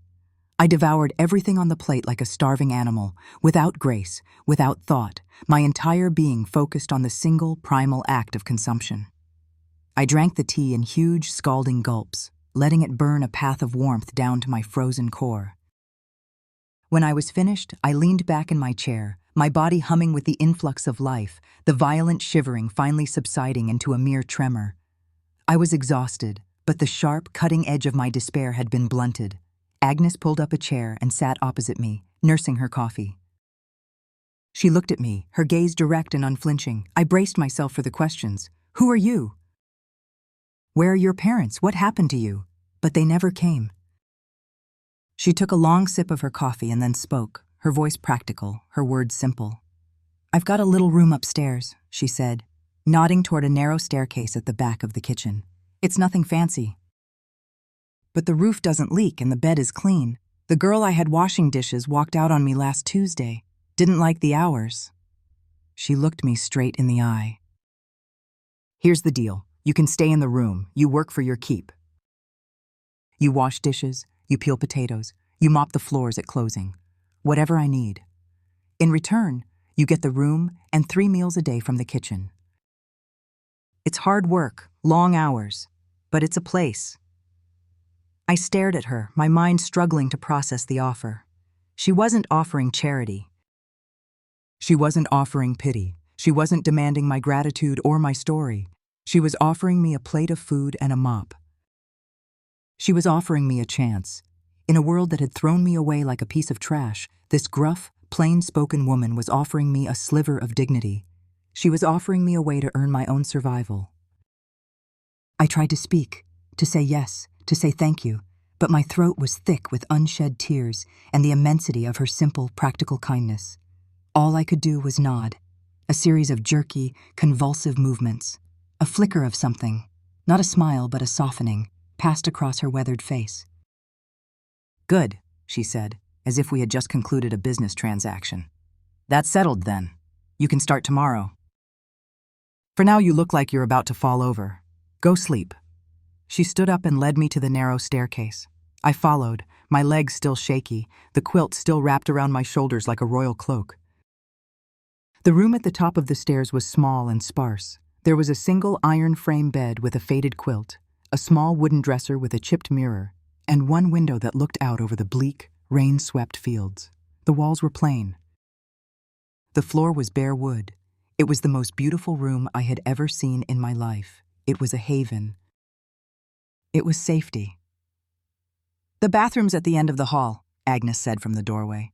"Get some sleep, kid." And then she closed the door, leaving me alone. I stumbled to the bed and collapsed onto it. The mattress was lumpy, the pillow thin, but it felt like sinking into a cloud. I pulled the old quilt up to my chin. It smelled of cedar and safety. The road to nowhere had, by some impossible miracle, led me here. The angel of the Crossroads Diner, with her rough voice and her work-worn hands, had reached down into the abyss and pulled me out. I closed my eyes, and for the first time in an eternity, I fell into a deep, dark, dreamless sleep. The 25 years that followed my arrival at the Crossroads Diner were a study in the quiet, painstaking architecture of building a life from rubble. The road to nowhere had, by an impossible grace, led me to a place of safety, and from that small, firm patch of ground, I began to build.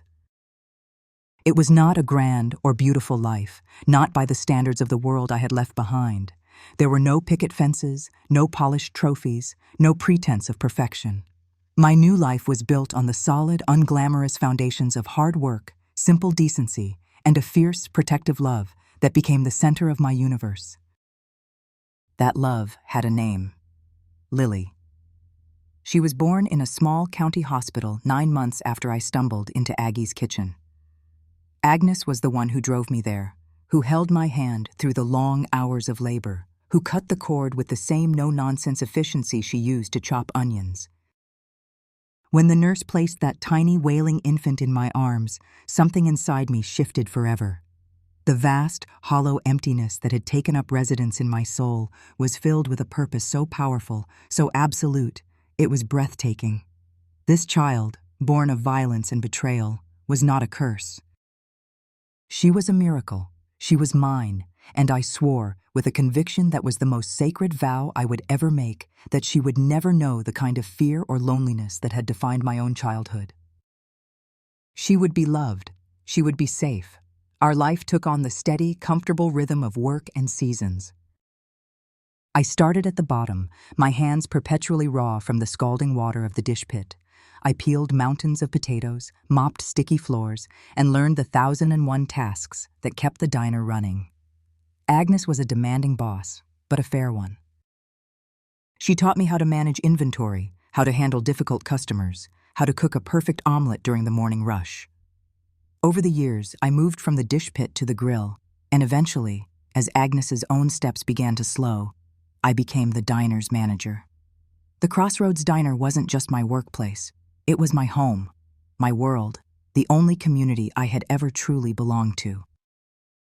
We lived in a small, clean, 2-bedroom apartment above a hardware store in the center of Sterling Creek. It was a simple place filled with mismatched furniture from secondhand stores and books from the public library. But it was ours. It was a sanctuary, a place of peace, a world away from the suffocating, picture-perfect prison of the house on Maple Street. Lily grew up bright and kind, with a quick laugh and a compassionate heart that was all her own. She was the sun around which my world turned. I watched her take her first steps, say her first words, and ride her first bicycle without training wheels. I attended every parent-teacher conference, every school play, every clumsy piano recital. I was determined to be the mother my own had never been. Present, attentive, a fierce and unwavering advocate for my child. She knew, of course, that our family was different. There were no grandparents who sent birthday cards, no uncles or aunts to visit on holidays. When she was old enough to ask, I gave her a carefully edited version of the truth, a story designed to protect her from the ugliness of the real one. I told her I had to leave home when I was very young because of a painful, irreparable disagreement with my parents, and that it was better for us to build our own life, just the two of us. She accepted it, sensing the deep pain that lay beneath the simple words, and did not press for details. Her loyalty was to me, to the life we had built together. The past was a closed book, a foreign country to which we had no passports. At 24, she was a beautiful young woman on the cusp of her own life, about to graduate from the local community college with a degree in nursing. She had my quiet determination, but none of my fear. The cycle of trauma, I believed, had been broken. The ghost of Havenwood had been well and truly buried, until the day the letter came. It was a Tuesday in early autumn. Lily and I were in our small, sunlit kitchen, sharing a pot of tea before she left for her afternoon classes. It was a comfortable, domestic scene, the kind of quiet moment I cherished more than anything. The mail lay on the counter, a small pile of bills and junk mail, and among them was a single thick envelope made of heavy, cream-colored paper. Even from across the room, I recognized its significance. It was not a bill. It was not an advertisement. It was an official correspondence, the kind of thing that signaled a disruption. The return address was printed in crisp, black letters in the top left corner. Hawthorne, Finch Associates, Attorneys at Law, Havenwood, Ohio. The sight of that name, Havenwood, after 25 years of silence, was a physical blow. The air rushed from my lungs.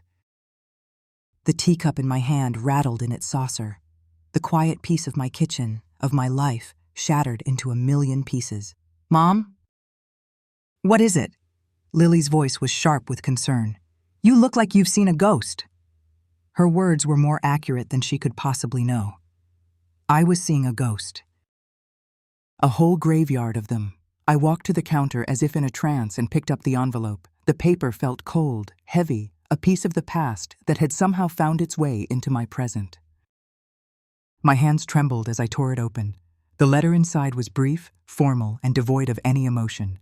The legal language was a cold, sterile container for a message of explosive power. "Dear Ms. Miller," it began. It did not say, "Dear Emma." "This letter is to inform you that your father, Mr. Richard Miller, is in the final stages of a terminal illness. He is currently receiving palliative care at his residence at 128 Maple Street, Havenwood. It is his express wish to see you before he passes. Please be advised that our firm has been instructed to make all necessary arrangements and cover all reasonable travel expenses. We await your prompt reply."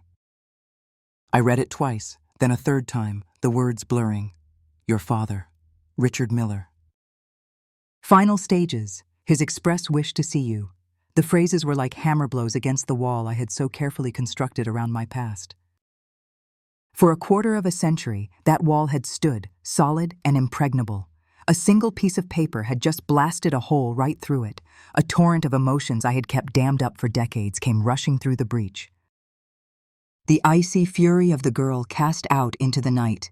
The hot shame of the lies he had called me. The deep, aching grief for the father I had never had. It all swirled inside me, a chaotic, nauseating vortex. My first, overwhelming instinct was to march to the kitchen sink, strike a match, and burn the letter to ash. What did I owe him? What possible reason could there be to return to the scene of my own destruction? He had thrown me away. He had judged and condemned me without a flicker of doubt or compassion. Let him die. Let him face his own God with his sins on his soul. I owed him nothing. "Mom, what does it say?" Lily was beside me now, her hand on my arm, her young face etched with worry. I couldn't speak. I just handed her the letter. I watched her read it, saw her eyes widen, saw her expression shift from concern to a fierce, protective anger on my behalf. "No," she said, her voice low and firm. "Absolutely not. You are not going." She crumpled the letter in her fist. "After what he did? After how you've had to live your life?" He doesn't get to summon you to his deathbed just to ease his own conscience. You don't owe him a thing." Her unwavering loyalty was a balm to my raw, wounded heart. "I know," I whispered, my voice hoarse. And yet, beneath the anger, beneath the instinct to protect the life I had built, something else stirred. A question. A single powerful, unanswered question that had been the silent, invisible anchor of my entire adult life. Why? Why had he hated me so much? Why had he chosen his monstrous son over his terrified daughter with such absolute, brutal certainty? I had created 1,000 answers for myself over the years. That he was a cruel man, that he was a narcissist, that he valued appearances above all else. But I had never known for sure. This was my last chance. My last chance to stand in front of him, not as the helpless 16-year-old girl he had thrown away, but as the 41-year-old woman I had become, and look him in the eye and demand an answer. It wasn't about forgiveness. It was about knowledge. It was about closing a door that had been left gaping open for 25 years. Later that evening, I sat in Agnes's small, cluttered living room behind the diner and told her about the letter.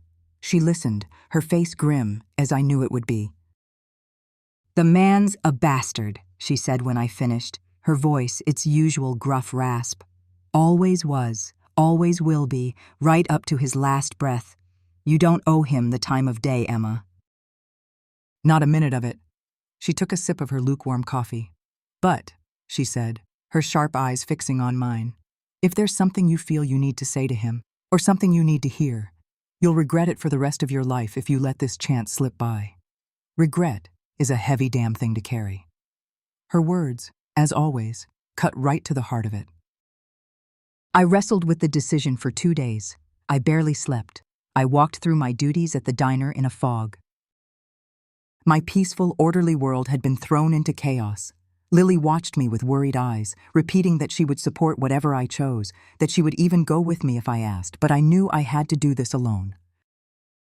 Havenwood was my demon to face. I would not, could not, expose Lily to the poison of that house, to the ghosts of my past. On the 3rd morning, I woke up with a sense of cold, clear certainty. I found the crumpled letter in the trash can, smoothed it out on the kitchen table, and picked up the phone to call the law firm. I was going back. Not for him. Not for forgiveness. Not because I was his daughter. I was going back for the 16-year-old girl he had tried to destroy. I was going back to stand on the ruins of my childhood and finally, after a lifetime of running, face the ghost who had built them. The bus ride back to Havenwood felt like a journey backward in time. With every mile that brought me closer, the woman I had become, Agnes's capable manager, Lily's fiercely protective mother, seemed to recede, and the ghost of the terrified 16-year-old girl grew stronger.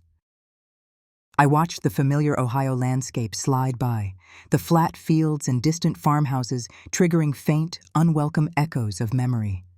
When the bus finally pulled into the dreary little depot on the edge of town, I stepped out into an air that felt thick with the past. I took a taxi to Maple Street. The driver was a young man who wouldn't have even been born when I fled. To him, I was just a middle-aged woman with a small overnight bag, a stranger visiting town. The anonymity was a small mercy. As the taxi turned the final corner, my breath caught in my throat. There it was. The house. It looked smaller than I remembered, and sadder. The proud, pristine facade of my childhood was gone, replaced by a weary neglect. The white paint was peeling, revealing graying wood underneath. The once perfect lawn was patchy, dotted with weeds. My mother's rose bushes had become a thorny, tangled mess, a chaotic rebellion against their long-ago pruning. The house looked like it was mourning, slowly crumbling under the weight of the secrets it had kept. The lawyer had sent a key to me at the diner. Standing on the sidewalk, holding that single, cold piece of metal, felt utterly surreal. This key unlocked the door to my own personal hell. My hand trembled as I walked up the cracked flagstone path, the same path I had been dragged down 25 years ago. I slid the key into the lock. It turned with a stiff, reluctant groan, and the heavy oak door swung inward. I stepped inside, and the smell hit me first. It was a stale, layered scent of dust, old furniture, and beneath it all, the faint, cloying, antiseptic odor of sickness. The air was still and heavy. The curtains were drawn, casting the entire ground floor in a gloomy, underwater light. It was like stepping into a photograph, a moment frozen in time. There was the living room, where my family had performed its nightly ritual of polite indifference. There was the grand staircase, which I had climbed every night with a heart full of dread. And there, down the hall, was the closed door to my father's study, the fortress of the king. Every corner of this house was a crime scene, and I was the only one who remembered the crime. A woman in pale blue scrubs appeared from the kitchen. She was a hospice nurse, her face professionally kind. "Ms. Miller, I'm Sarah." "Your father is resting. He's weak, but he's been asking for you." She gave me a brief, clinical summary of his condition, of the medications and the prognosis. It was a conversation about a stranger, a patient, not the titan who had dominated my life. Then, with a quiet, "I'll give you some privacy," she retreated, leaving me alone in the echoing silence. I placed my bag at the foot of the stairs and began to climb. The old wood groaned under my feet, the same familiar creaks and sighs. It was the sound of my childhood, the soundtrack to my fear. At the top of the landing, I turned towards my parents' bedroom, his bedroom now. The door was slightly ajar. I pushed it open and stepped inside. The room was dark and stifling, all the curtains drawn tight against the day. The only light came from the glowing digital displays of a half-dozen medical machines that hummed and beeped with a quiet, relentless rhythm. In the center of the room was the large, ornate bed my parents had shared, and in the center of the bed was a shrunken, withered figure, a small mound under a mountain of blankets. This was my father. The sight of him stole the breath from my lungs. The powerful, broad-shouldered man who had thrown me into the night was gone. In his place was a frail, skeletal old man, his skin the color of parchment, his face a gaunt skull with sunken, hollow eyes. An oxygen tube was clipped to his nose, an IV line snaked into his thin, bruised arm. The monster had been vanquished, not by any act of justice, but by the slow, merciless indignity of time and disease. The sheer pity of it was disarming, and I hated it. I had come for a confrontation, not for this pathetic, anticlimactic tableau of decay. He must have sensed my presence. His eyes, cloudy with age and medication, fluttered open. They searched the gloom and then found me, standing at the foot of his bed. His lips, thin and cracked, parted. I spoke before he could, my voice colder and harder than I intended, a shield against the confusing pity that threatened to soften me. "Why did you ask me to come?" I asked, the words sharp and clean as glass. "To see what you did to me. To get one last look at the daughter you threw away before you die?" I had expected denial, or perhaps a final dying flicker of his old, self-righteous anger. I had not expected the sound that came from his throat, a dry, rattling, painful gasp that was almost a sob. "Emma," he whispered, his voice a reedy, papery thing, a struggle for every syllable. He gestured with a trembling skeletal hand toward a chair near the bed. "Please." I did not move. He took a ragged breath. "I deserve that," he rasped. "All of it." He paused, gathering a strength he clearly didn't have. Then he looked at me, and his eyes, for all their cloudiness, held an intensity that rooted me to the spot. "You asked why I asked you to come. I asked so I could tell you the truth, before it's too late." I said nothing, my arms crossed over my chest, a fortress of old pain. "I knew," he whispered. The two words hung in the stale, medicated air of the room. They didn't register at first. I thought I had misheard. "You knew what?" "What he was doing," he breathed, his eyes closing for a moment, as if the admission was a physical agony. "To you." I knew. A wave of heat, of pure black rage, washed over me, so powerful it made me dizzy. The pity I had felt vanished, incinerated by this monstrous confession. He knew. He knew, and he had stood by and let it happen. He knew, and he had called me a liar, a tramp, and thrown me out. The cruelty of it was bottomless, beyond anything I had ever imagined. "You knew?" I repeated, my voice shaking with a fury that was 25 years old. "You knew, and you did nothing? "You monster!" "Yes," he whispered, accepting the word. "A monster. But not for the reasons you think. You have to. You have to listen." And then, in that dark, gloomy room, with the machines beeping a steady rhythm to his dying heart, my father gave his final confession. It came in fits and starts, his voice a weak, rattling thread, but the story it wove was so grotesque, so profoundly twisted, it systematically dismantled my entire life, piece by piece. He told me about the letters, how, when Jacob was 17, he had been cleaning out the attic and had found a small, locked box. He had broken it open. Inside was a packet of letters, written decades earlier, letters from a man who was not my father, to my mother. Love letters, detailing a brief, passionate affair she had had a year before Jacob was born. "The dates," my father rasped. "The dates proved he wasn't mine. Your mother, she confessed everything. Begged me to forgive her, to not destroy the family. For the sake of appearances, for the sake of the perfect portrait he had built, he had agreed. He had buried the truth and raised Jacob as his own. But the knowledge was a cancer, and when Jacob found the letters, he found the ultimate weapon. He became the king of this house, my father whispered, a tear leaking from the corner of his eye and tracing a path through the wrinkles on his temple. He knew I would do anything to keep the secret, to protect the Miller name. He held it over me. He controlled me. He controlled your mother. We became his prisoners. Then came the part that made my blood run cold. His cruelty. To you. My father struggled. It wasn't random. It was for me. He knew you were the only thing in this house that was truly mine. My blood. My daughter. And he hated you for it. He hated you because I loved you, even if I was too much of a coward to ever show it. Destroying you was his way of destroying me. I stared at him, my mind unable to process the sheer, convoluted horror of what he was saying. This wasn't a story of a simple monster. This was a Shakespearean tragedy, a Gothic nightmare of secrets and lies and festering resentments. So when you came to me that night, he continued, his breath growing shorter, when you told me you were pregnant, with his child, I saw it. I saw the monster he had fully become. He had won. He had tainted the one pure thing I had left, and I knew he would never stop. He would have driven you mad.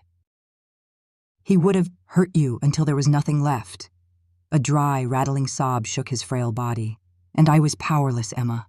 A coward. A king with no kingdom. He had me, and I couldn't protect my own daughter in my own house. He looked at me then, his dying eyes pleading, not for forgiveness, but for something far more complex. So I did the only thing I could think of, he whispered, the words now barely audible over the hum of the machines. The only way to get you out of his reach for good. I had to become a monster bigger than him. I had to make you hate me so much that you would run and never, ever look back. I had to sever the tie completely, so he would lose interest, so you would be free of us, of this poisoned house. The world tilted. The floor seemed to fall away beneath my feet. I gripped the footboard of the bed to steady myself. It was the cruelest, most hateful act of love a father could ever commit, he rasped, his eyes locking with mine. I broke your heart, Emma. I broke your heart to save your life. Silence. The confession was finished. It lay in the air between us, a toxic, radioactive thing, changing the shape of everything. It didn't make him a hero. It didn't make him a good father. He was still the man who had sacrificed me, who had chosen his pride and his secrets over my safety for years. He was a weak man, a coward. But his final, monstrous act of cruelty had been a desperate, twisted, horrifying act of love. My narrative, the simple, clean story of a good girl and her evil family that had sustained me for 25 years, was gone. It had been a lie. Or rather, it had been a truth so incomplete it amounted to a lie. I stood in the gloom of my father's deathbed, staring at the man who was my abuser, my tormentor, my judge, and, in the most monstrous and unthinkable way, my savior. and the entire foundation of my world had been shattered into dust. My father died 2 days after my visit, slipping away in the gloomy silence of his bedroom. A hospice nurse called me at the small, anonymous motel where I had taken refuge. Her voice was professionally gentle. I felt nothing, not grief, not relief, not even satisfaction. I felt only the profound, disorienting emptiness of a woman whose entire history had been rewritten in a single rattling confession. The simple, clean lines of my hatred for him had been replaced by a messy, complex, and horrifying truth I was still struggling to comprehend. I stayed in Havenwood for the funeral. It was a sparse, quiet affair attended by a handful of my father's old business associates and a few distant relatives. I saw my mother and Jacob from across the manicured lawn of the cemetery. Eleanor looked like a ghost, a fragile, bewildered woman lost in a black dress, leaning on the arm of her son. Jacob was the picture of solemn, respectable grief, his face a mask of dutiful sorrow.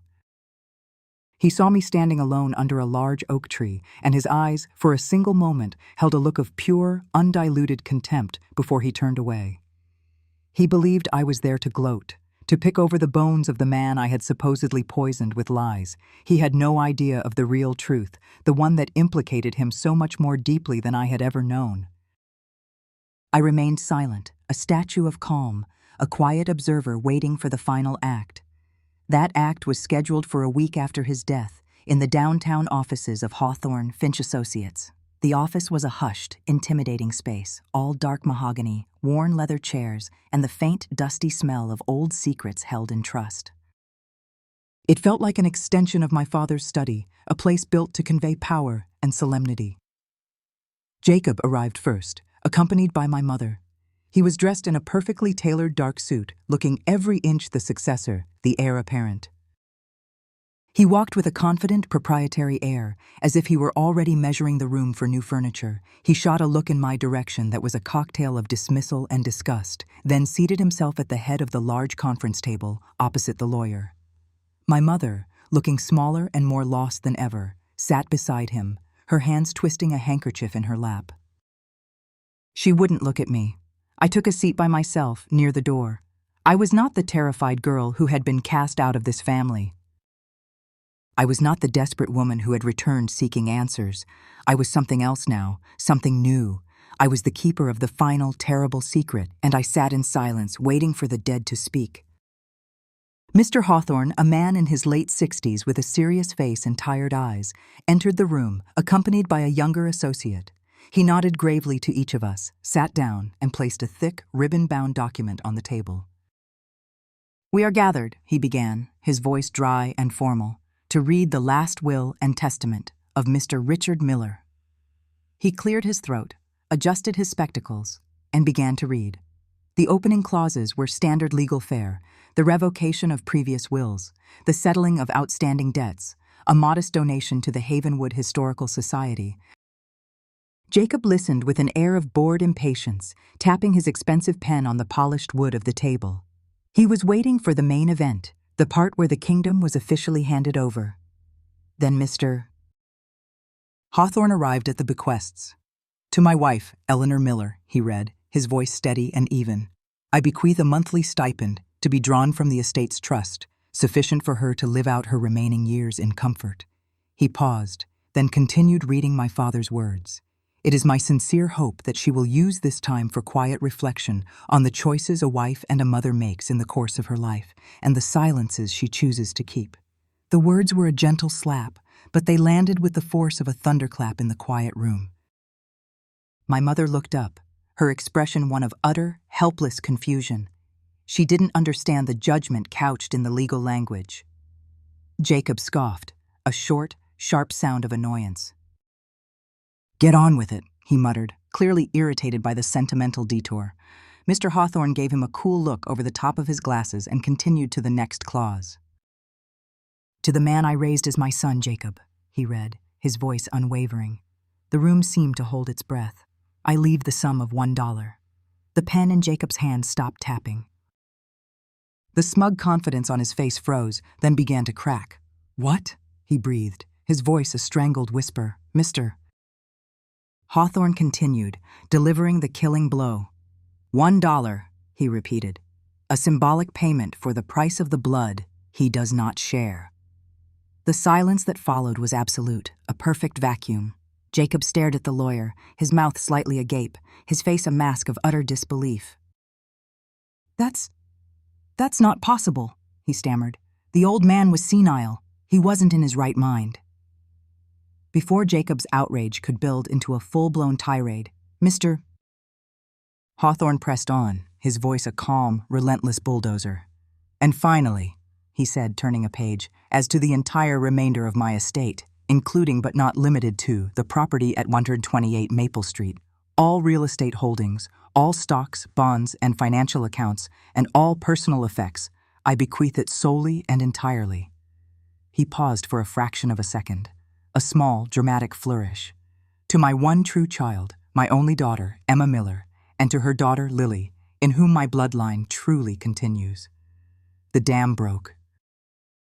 Jacob shot to his feet, the chair scraping violently against the floor. His face was a dark, congested purple, the veins standing out on his neck. "No!" he roared, his voice shaking the quiet, dignified office.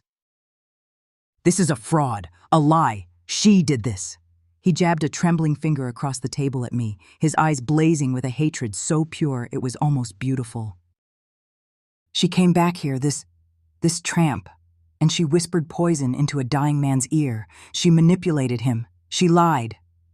I met his gaze and held it. I said nothing. My silence seemed to infuriate him even more. "Mr. Hawthorne held up a placating hand. "Mr. Miller, if you will please—" "I will not!" Jacob screamed. "I am his son. That is my house. That is my money. I will contest this. I will drag this through every court in the state." "Your father," Mr. Hawthorne said, his voice cutting through Jacob's fury with the cold, sharp edge of legal authority, anticipated this reaction. In fact, he specified that in the event of any contest or dispute regarding the nature of your relationship to him, I was to read this. He reached into the file and produced a second, smaller envelope, its seal of red wax unbroken. He included a sealed addendum, a personal letter. "To be read aloud in this room, in front of these witnesses." Jacob fell silent, his chest heaving. My mother had begun to weep, her soft, gulping sobs the only sound in the room. "Mr. Hawthorne calmly broke the seal, unfolded the single sheet of paper inside, and began to read the final words of my father. The letter was not emotional. It was not an apology or a lament. It was a cold, clinical statement of fact, written in Richard's familiar, spidery script. It stated that he had, many years ago, come into possession of evidence proving that his wife had engaged in an affair. It stated, without ambiguity, that medical parentage tests he had secretly conducted confirmed that Jacob was not his biological child. It went on to state that Jacob had discovered this information and had subsequently used it for years as a tool of emotional and financial blackmail, creating an environment of coercion and fear within their home. It was a systematic, posthumous demolition of Jacob's entire identity. Every word was a hammer blow, knocking out the supports of the life he had built. It didn't mention me. It didn't mention the abuse. My father had kept that part of the secret, perhaps seeing it as a shame too deep to air publicly. But it didn't matter. The letter had done its work. As the final words fell into the silence, my mother's soft weeping became a full-throated, hopeless wail of despair. Jacob stood frozen, his face ashen. The kingdom, the name, the money, the very story of his life, it had all been taken from him in the space of 10 minutes. He was a fraud. He was a bastard. He was nothing. He turned his head slowly and looked at me. I was the cause. I was the symbol. I was the calm, quiet inheritor of his complete and utter ruin. And then he snapped. The mask of the charming, civilized man he had worn his entire life didn't just crack. It vaporized. The charisma, the confidence, it all burned away, and what was left was the thing I had always known was there. The rabid, cornered, mindless animal, with a guttural roar that was not human, he launched himself across the mahogany table. Papers flew. A water pitcher crashed to the floor. His eyes were wild, his hands outstretched like claws, his face a grotesque mask of pure, murderous hate. "You bitch!" he screamed, his voice a broken, ragged thing. "I'll kill you!" I didn't even have time to flinch. The young associate, who had been standing by the wall, reacted instantly. He lunged forward, tackling Jacob in midair, a tangle of expensive suits and flying limbs. They crashed against the wall. Eleanor shrieked, a high, piercing sound of terror. "Mr. Hawthorne shouted for his secretary to call the police. Jacob thrashed and snarled, fighting like a caged animal, his eyes still locked on me, promising murder, but I wasn't afraid. For the first time in my life, I looked at my brother and felt no fear at all. I just watched, a calm, distant observer, as the tempest finally broke, revealing the monster at its heart for all the world to see. The chaos that erupted in the lawyer's office was a tempest in a teapot, a brief, violent squall after a lifetime of storm. I watched it all from a place of strange, cold detachment. I saw my brother, the man who had terrorized my youth, thrashing in the arms of a stranger, his face a grotesque mask of impotent rage. I saw my mother collapse into a weeping heap, her lifetime of carefully constructed denial finally and irrevocably shattered. I saw Mr. Hawthorne, a man of order, his face a grim mask of professional dismay, as his sanctum of mahogany and leather was violated by the raw, ugly truth of our family.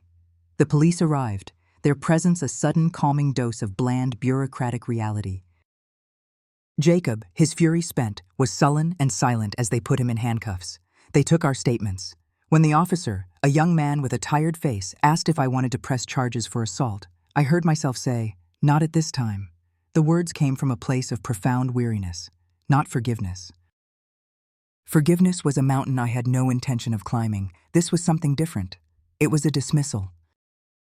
He was no longer worth the energy of my anger. He was simply a problem to be dealt with, and for now, his public humiliation felt like justice enough. They let him go later that day, after he had sobered up, with a stern warning and a court date for disorderly conduct. He was no longer a miller of Havenwood, a man with influence. He was just a drunk who had caused a scene. His power had vanished. In the surreal hours that followed, Mr. Hawthorne walked me through the new reality. I was the sole executor and beneficiary of my father's estate. I was now, on paper, a wealthy woman. I was the owner of the house on Maple Street. The legal terms, assets, liabilities, probate, title, were a meaningless drone. All I could think was that I had inherited the crime scene. I spent that night in the motel, the walls of the small, impersonal room feeling like the only sane place in the world. The first thing I did the next morning was call Lily. I needed to hear her voice. I needed to be reminded of the real life I had built, the one that existed outside the toxic gravity of Havenwood. "It's over," I told her, my voice strained. "And Lily, it's more complicated than I could ever have imagined. I need you here." She didn't hesitate. "I'm on the next bus." The following afternoon, I used the keys Mr. Hawthorne had given me and entered the house on Maple Street, this time not as a ghost or a visitor, but as its legal owner. The silence was absolute. The air was thick with the ghosts of arguments, of tears, of unspoken secrets. I walked through the rooms, my footsteps echoing on the hardwood floors. This was my house now, this mausoleum of my family's pain. It felt like a profound and terrible joke. Lily's arrival was like a window being thrown open in a sealed tomb. The moment I saw her standing on the front porch, her face full of concern and love, the ghosts seemed to retreat into the shadows. She wrapped her arms around me, a long, fierce hug that anchored me back to the present. "Are you okay, Mom?" she whispered. "I will be," I said. "Now that you're here." Together, we began the daunting, heartbreaking task of dismantling a life. We started with my mother's room. We packed her neat, joyless clothes into boxes. We found half-finished knitting projects, stacks of romance novels with happy endings she had never known, and a small, hidden collection of porcelain birds, the only frivolous, beautiful things she seemed to have allowed herself. We worked in silence, a shared, unspoken grief for the woman who had chosen silence over her own child. My father's study was next. It was a cold, masculine space, and we packed away his life with a grim sense of duty. Financial ledgers, law books, dusty pipes. It was the ephemera of a man who had valued control above all else and who had died having lost it completely. The last room we faced was Jacob's. It had been preserved like a shrine to the golden boy he had been. Trophies for football and baseball lined the shelves, their gold plating tarnished with age. Faded pennants were tacked to the walls. In a shoebox under his bed, we found old photographs. Jacob with his arm around a pretty girl at a school dance. Jacob laughing with his teammates, their faces young and full of promise. A single, chilling photo of the two of us as young children, him with his arm around my shoulder, already with a look of smug ownership in his eyes. We packed it all. Every trophy, every photograph, every last vestige of the lie. We were performing an exorcism, cleansing the house of his presence, box by box. That night, Lily, emotionally and physically exhausted, went to bed early. I couldn't sleep. The house was too full of memories. I sat in the dark living room in my father's imposing leather armchair, surrounded by the neatly stacked boxes of a dismantled family. The past was packed away, but it wasn't gone. I could feel it, a low hum in the bones of the house. A sound from outside dragged me from my reverie. It wasn't a frightening sound, just an unfamiliar one. A clumsy, stumbling footstep on the sidewalk, followed by the metallic clatter of something being set down. A cold, weary sense of inevitability washed over me. I hadn't truly believed it was over. The serpent had to have one last strike. I went to the large front window and peered through a gap in the curtains. The street lamp cast a sickly yellow glow on the sidewalk, and there he was. It was Jacob, but a version I had never seen before. He was a complete wreck. His expensive suit was rumpled and stained, his hair was matted, and a scruffy, unshaven beard shadowed his jaw. He swayed on his feet, clearly drunk. In his hand, he held a red can, a gasoline can. He looked up at the house, his house, my house, with a look of pure, nihilistic hatred. If he couldn't have it, no one would. He saw my face in the window. A grotesque, broken grin spread across his lips. This was what he wanted. A final audience, a final act of terror. He held up the can for me to see, then made a clumsy, theatrical show of unscrewing the cap. He mouthed a single word at me through the glass. Burn. A tremor of the old fear, the 16-year-old's primal dread, shot through me.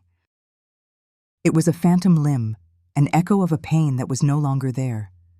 It vanished as quickly as it came, replaced by a feeling so vast and unexpected, it stunned me. It was pity. A profound, soul-deep pity for the pathetic, broken creature on the sidewalk. The golden boy, the king, the monster, he was gone. All that was left was this empty, ruined man, his only remaining purpose to destroy. I held his gaze. I let him see my face, and I made sure there was no fear in it, no anger. Nothing. I gave him nothing to feed on. Then I turned deliberately from the window. I walked with calm, measured steps to the small table in the hall where the old black rotary phone sat. I picked up the heavy receiver. Keeping my eyes locked on him through the living room archway, I began to dial. The slow, rhythmic zzzt, zzzt, zzzt of the dial turning was the loudest sound in the world. 9, 1. 1. He watched me, his drunken grin faltering. He saw my steady hand. He saw my calm face. He saw the utter absence of the terror he so desperately needed to inspire. He saw that he had no power here. He could burn the house down, but he could not touch me.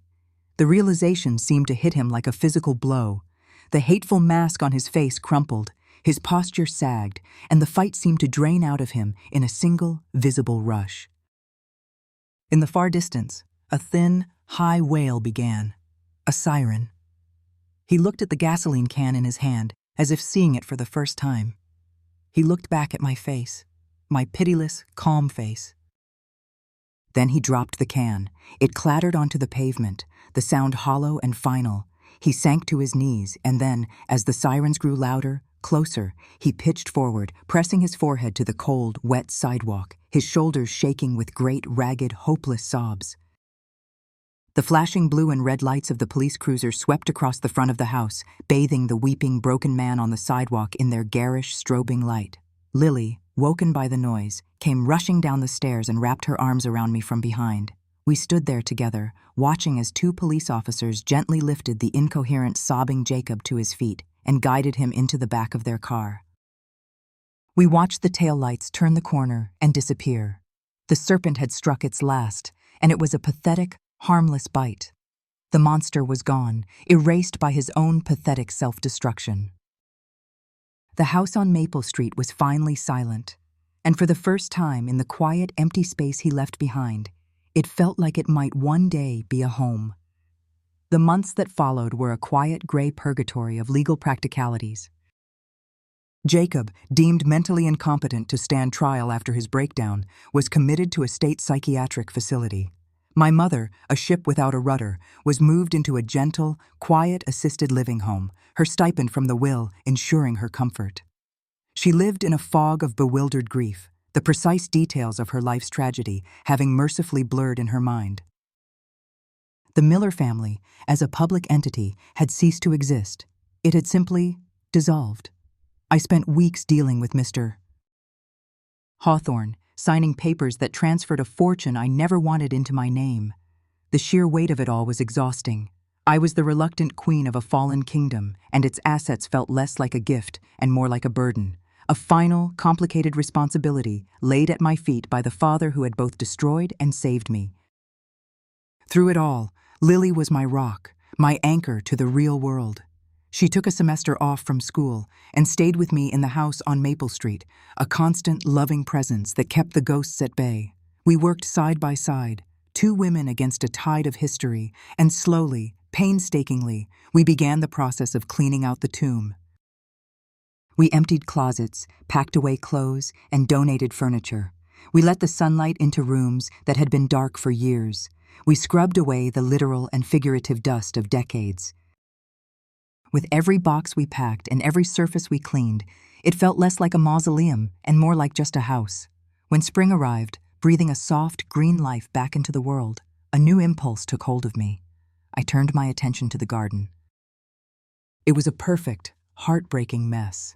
My mother's prized roses, once a symbol of her desperate need for perfection, had grown into a thorny, chaotic jungle, choking out everything around them. The flower beds were a riot of weeds and neglect.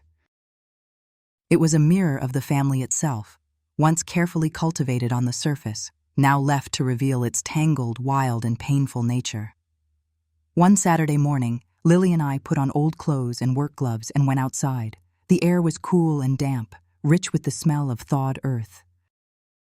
For the first time, I stood in that yard, not as a child, a victim, or a trespasser, but as its owner, its caretaker. I was not there to restore my mother's anxious, perfect garden. I was there to create something new. We started with the weeds. We filled a wheelbarrow with thistles and crabgrass, our hands growing sore with the effort. There was a simple, profound satisfaction in the work, in the physical act of clearing away the decay. With every stubborn root I pulled from the soil, I felt like I was pulling a small, tangled piece of resentment from my own soul. "Are you sure about this, Mom?" Lily asked, pausing to wipe a smudge of dirt from her forehead. "Keeping this place, I mean." "We could sell it, never look back." I looked around at the neglected yard, at the silent, watching house. "I thought about that," I admitted, plunging my trowel into the dirt. "But selling it feels like running away again. I've been running my whole life, Lily. This feels like reclamation." The memories aren't in the wood and the plaster. They were in me, and I'm finally strong enough to decide which ones get to stay and which ones get thrown out with the weeds. She smiled, a look of pure, uncomplicated love and understanding. "Okay then," she said. "Let's get more weeds." We worked for hours, the sun warming our backs. We cleared the thorny, overgrown roses, cutting them back to make room for new life. As I was digging near the base of the old oak tree at the back of the yard, my trowel struck something hard with a dull thunk. Curious, I dug around it with my fingers, pulling a small, hard object from the damp earth. I brushed the dirt away. It was a little green plastic toy soldier, its rifle bent, its paint faded, and flecked from years underground. A memory, sharp and clear as a photograph, surfaced in my mind. I was 6 years old, sitting under this very tree, lining up my favorite collection of toy soldiers for a grand battle. I had a dozen of them, my most prized possession. Jacob, who was 8, had come over, sneering at my game. He had snatched this one, the sergeant, my favorite, and had held it up, taunting me.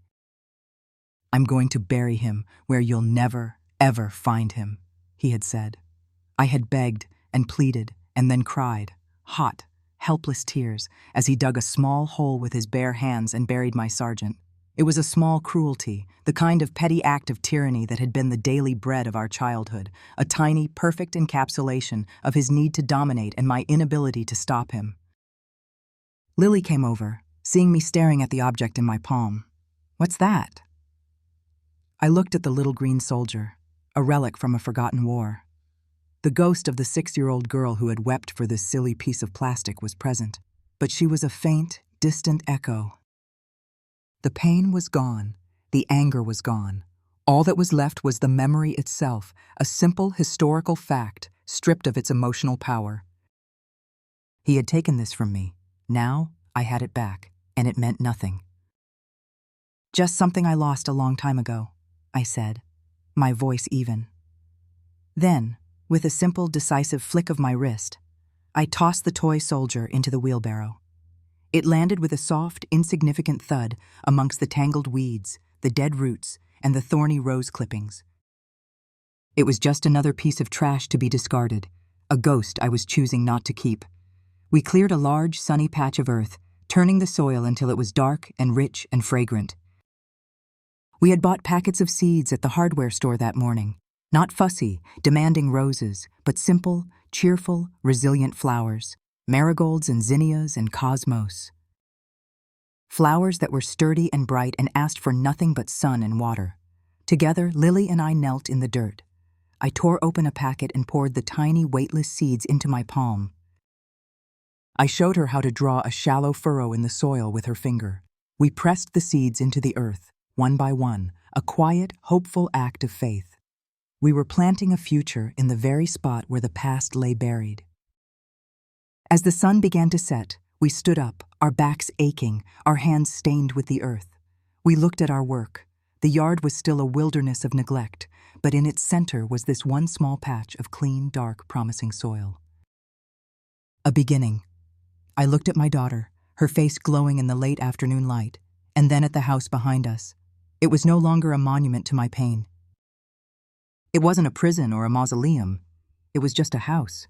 A collection of wood and nails and glass, waiting for a new story to be told within its walls. The ashes of the past had been cleared away. The ghosts had been given their final notice, and here, in the dirt at my feet, we had just planted the seeds. The seeds we planted that day took root, and in the seasons that followed, so did we. We did not flee Havenwood again. To leave would have felt like a retreat, a concession that the ghosts were stronger than we were.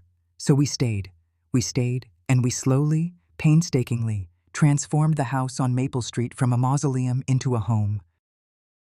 We aired out the rooms and let in the light. We painted over the dark, oppressive colors with shades of pale yellow and soft cream. We filled the silent spaces with music, with conversation, and eventually, with laughter. The process was a kind of alchemy, transforming a place of pain into a place of peace, one day at a time.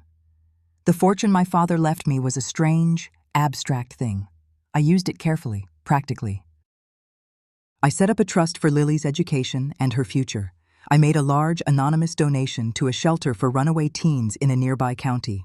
I ensured Agnes could retire from the diner in comfort, though she insisted on working 2 shifts a week until the day she died, claiming that boredom was a more lethal condition than old age.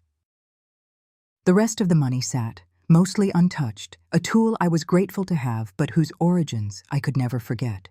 The real inheritance, the one that mattered, was not in a bank account. It was in the life I was now free to live. Lily, my beautiful, resilient Lily, blossomed. She finished her nursing degree and became a healer, a woman who brought comfort to others. She met a kind, gentle man, a high school history teacher who looked at her with pure adoration and who loved me like a second mother. They married in the garden I had reclaimed under the old oak tree, surrounded by the cheerful, riotous colors of the zinnias and marigolds we had planted. And a few years later, they gave me grace. Now, all these years later, I am an old woman, 78 years old. I sit here on the new porch swing, the one Lily's husband installed for me last summer, and I watch my legacy play out on the lawn in front of me. The house behind me is quiet and content. It is filled with my daughter's art, my son-in-law's books, and the happy, chaotic clutter of my granddaughter's toys. The garden is a riot of color, a testament to decades of patient tending. The air is warm, the sun is beginning to set, and everything is peaceful. Lily comes out of the house carrying 2 tall glasses of iced tea. She is in her 50s now, her hair showing the first beautiful threads of silver at the temples. The lines around her eyes are from smiling. She hands me a glass and sits beside me on the swing, her presence a familiar, comforting warmth. We don't need to speak much anymore. We have a lifetime of conversation behind us. We just sit, our shoulders touching, and watch. Out on the lawn, Grace, my granddaughter, who is 7 years old and has my eyes and her father's laugh, is chasing fireflies. She runs, her small body a blur of motion, her laughter a series of bright, fearless bells in the quiet evening air. She runs across the very spot where I once fell to my knees in despair. She plays in the yard where a broken man once stood with a can of gasoline. To her, this place holds no ghosts. It holds no secrets. It is simply home. It is simply the place where she is safe and where she is loved. Lily's hand finds mine, her fingers lacing through my own, gnarled and spotted with age. Her hand is warm and strong. The feeling of her touch, of my daughter's love, is the most real and solid thing in my world. I look at this scene. My home, my garden, my daughter beside me, my granddaughter playing freely on the lawn, and I finally understand the full, complex, and terrible truth of my life. I think of my father, the man of secrets and rage. I understand now that his final act, the will that changed everything, was not an act of justice. He was not a man who understood justice. It was a desperate, flawed, and deeply human prayer.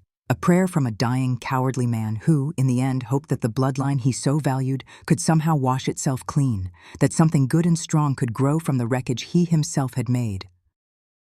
And I think of revenge. For years, I thought my revenge would be a grand, fiery thing. I thought it was the moment of Jacob's ruin in the lawyer's office, the moment the world saw the monster I always knew was there. But I was wrong. That wasn't revenge. That was just a sad, pathetic ending to a sad, pathetic life. My real revenge is this. This quiet moment, the gentle creak of the porch swing, the sweet taste of iced tea on my tongue, the solid, unwavering warmth of my daughter's hand in mine, the sound of my granddaughter's laughter, utterly fearless and full of light, chasing sparks in the twilight. This is the legacy that matters. Not the money, not the house, not the story of a broken family. The horrors of my youth are a part of my story, but they are not the whole story. They are the soil from which this beautiful, impossible life has grown. They are the ashes from which I rose. My legacy is not the story of what was done to me, but the story of who I chose to become.